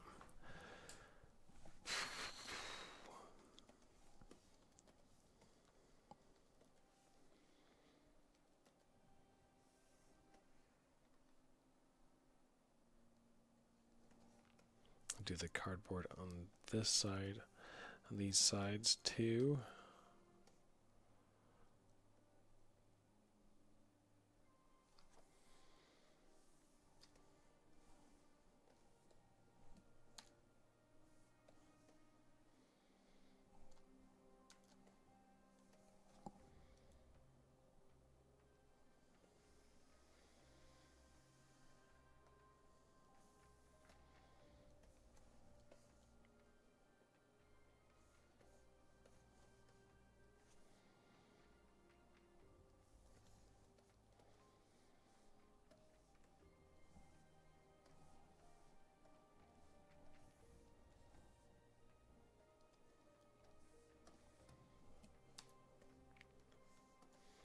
Feel free to ask any questions if you have any, for those that are still watching.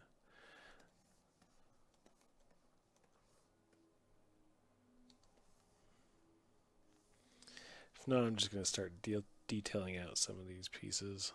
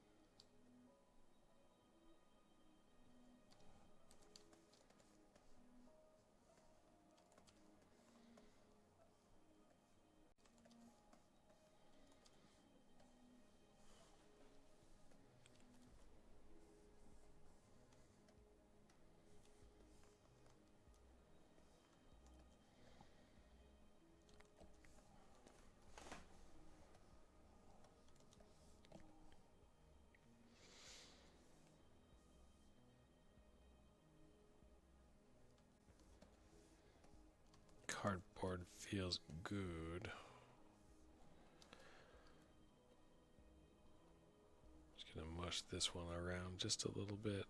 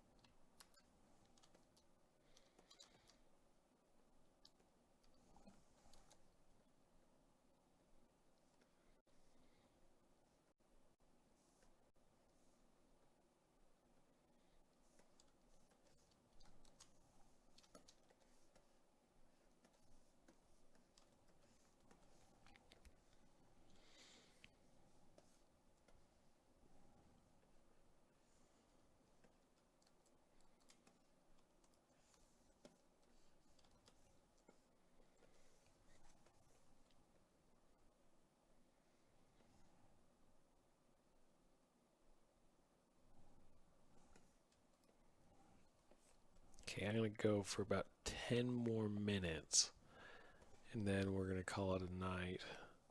So if you have any questions, be like, what up? What does the Z stand for in ZBrush? Well, I'll tell you, but how long does it usually take to do these characters when not streaming, of course? So from like the last time that I streamed until this one, I only spent a day on it. So if I'm not streaming and I'm not talking and not trying to like go over instruction, it probably takes a few days to get to a finish point, maybe a week or so. I mean, depending on the complexity of the character. I mean, this guy's going to have lots of little complexities to him.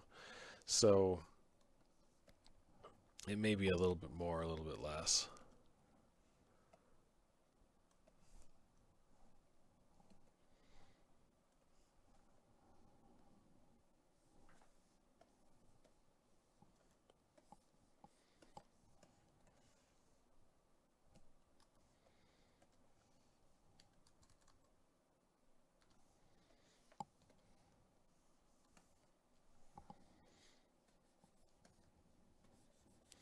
in some of these things, like I don't sculpt these details very much until I get to, you know, the posed phase. Like I'll sculpt the details of, you know, this thing, but probably not much more.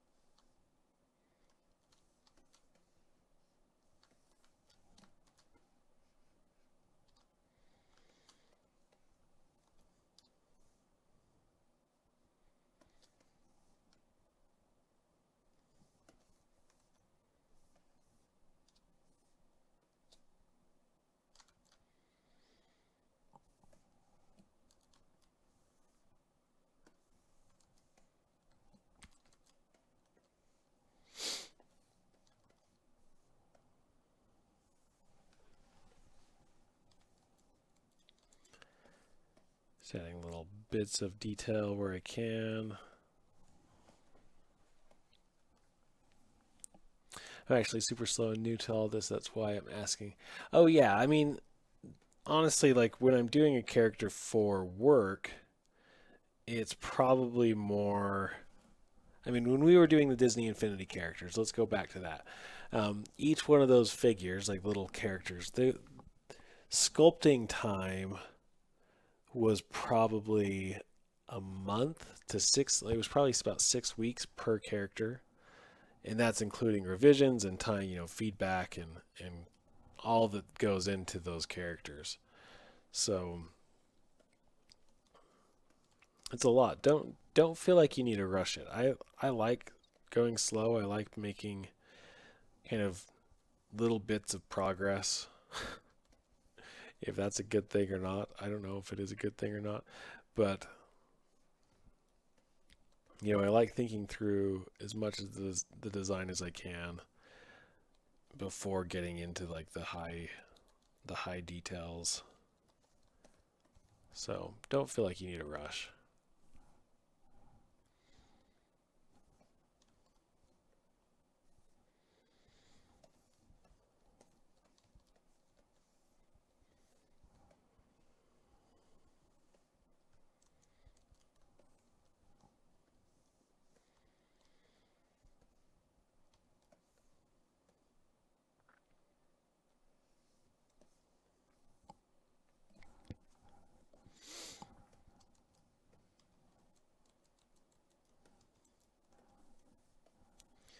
Like I still will sculpt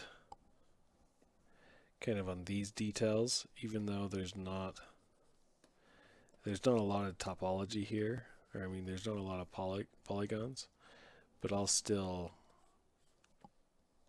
get some, you know, some edge flow and some shape and things like that.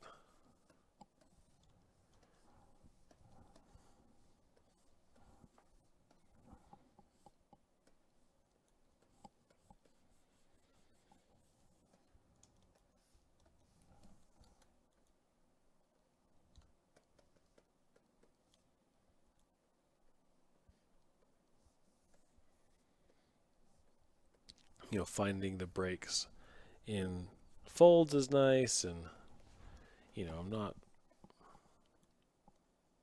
rushing the details on this.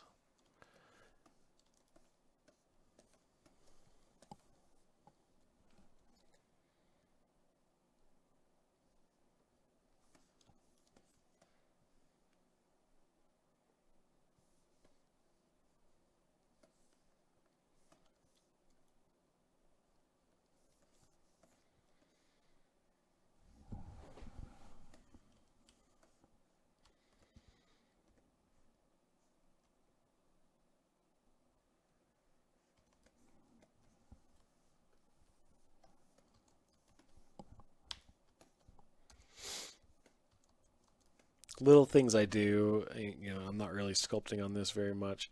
I'm just inserting a couple if it works. just to keep these edges nice, and they're not going to be too sharp. Like if you use crease, I'm not using any crease here. But as soon as I hit D, it creates a nice soft edge, and that's kind of what I'm looking for. So I'll just do some of these with that, where I'm just putting in a couple edge loops to hold the form.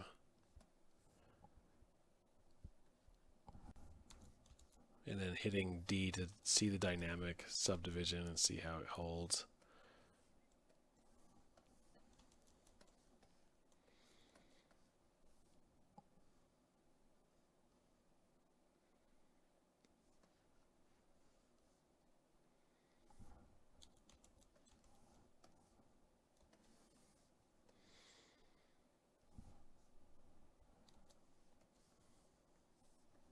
But it, not having too many polygons, it makes it pretty easy to adjust things like this, these straps.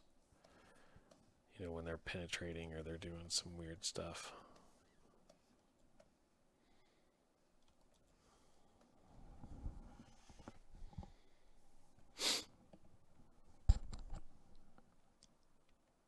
Yeah, no problem. Can I send a link? It's a screenshot from what I'm doing at Pixelogic. I don't know if you can send that on this particular stream. I mean, you can send the link in the Twitch. That's fine, actually. I can take a look at it. But I may not be able to show it on this stream, but I could take a look at it. So feel free to put that in the comments.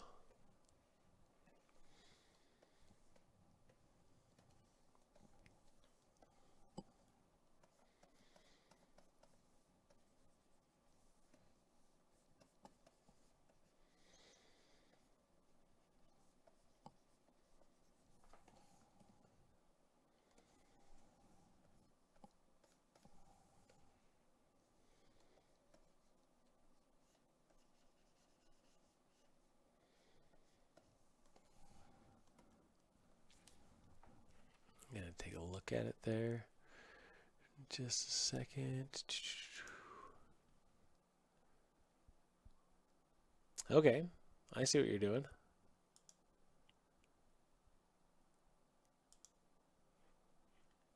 No, it looks nice.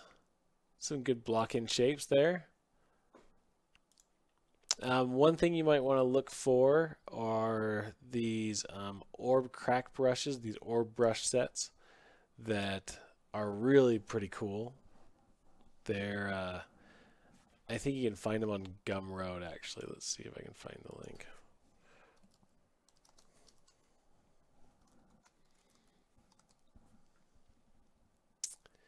Michael Vincent, I believe, is the artist's name. Let's see here.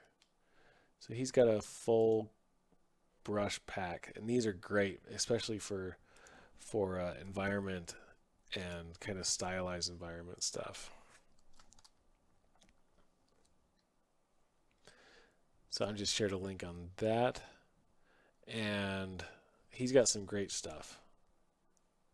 Some really, really strong brushes for, environments. But I use this brush, this is the orb crack brush that I'm using now, actually, just specifically for blocking out hair and wrinkles. So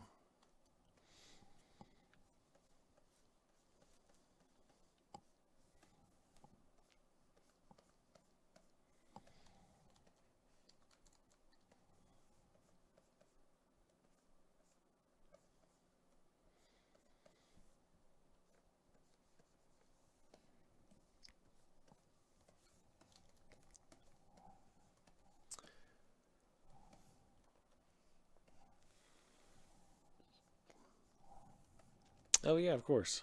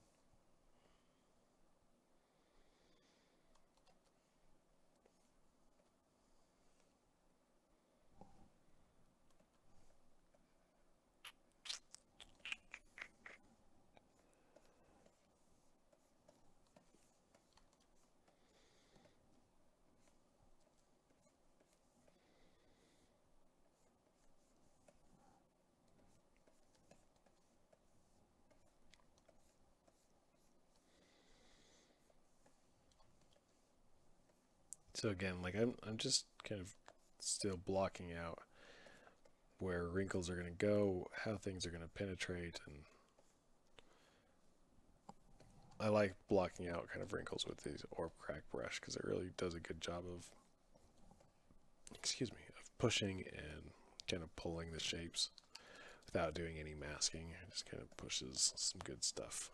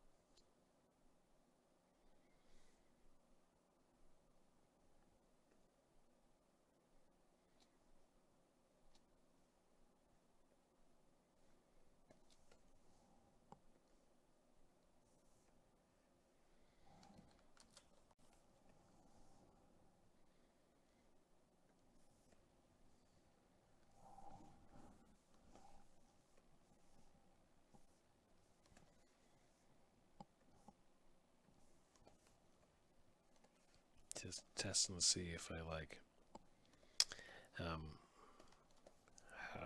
trying to get a little bit of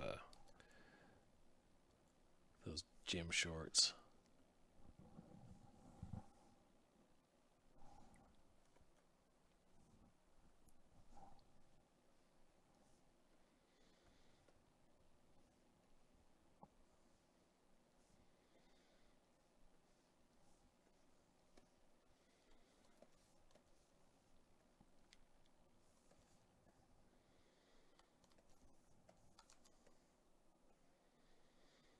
Yeah, I kind of like that. We'll keep that for now. Anyways, I think that's where I'm going to end for tonight, everyone. This has been a lot of fun, kind of going over the progress. This is, going from 0 to where we are today is a big jump. And so I thank everyone for your questions and for your comments and for joining me. This has been a blast. I'll be back in a couple of weeks. Hey Lucy, thank you for coming by for your questions, and good night to you as well. And we'll see you in a couple of weeks, everyone. Happy sculpting. Oh yeah, and one last shameful plug. I do a bunch of Gumroad tutorials as well that teach all these concepts and more in a lot more in-depth, step-by-step, learn as you go type of environment. So check out the Gumroad tutorials as well, and everyone have a good night. Okay, happy sculpting. Oh, send the link, they say. Send the link. I'll send the link. I guess it's gumroad.com/theredbeard.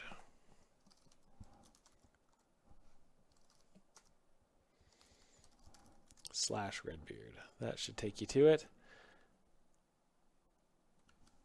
Okay. Cheers, everyone.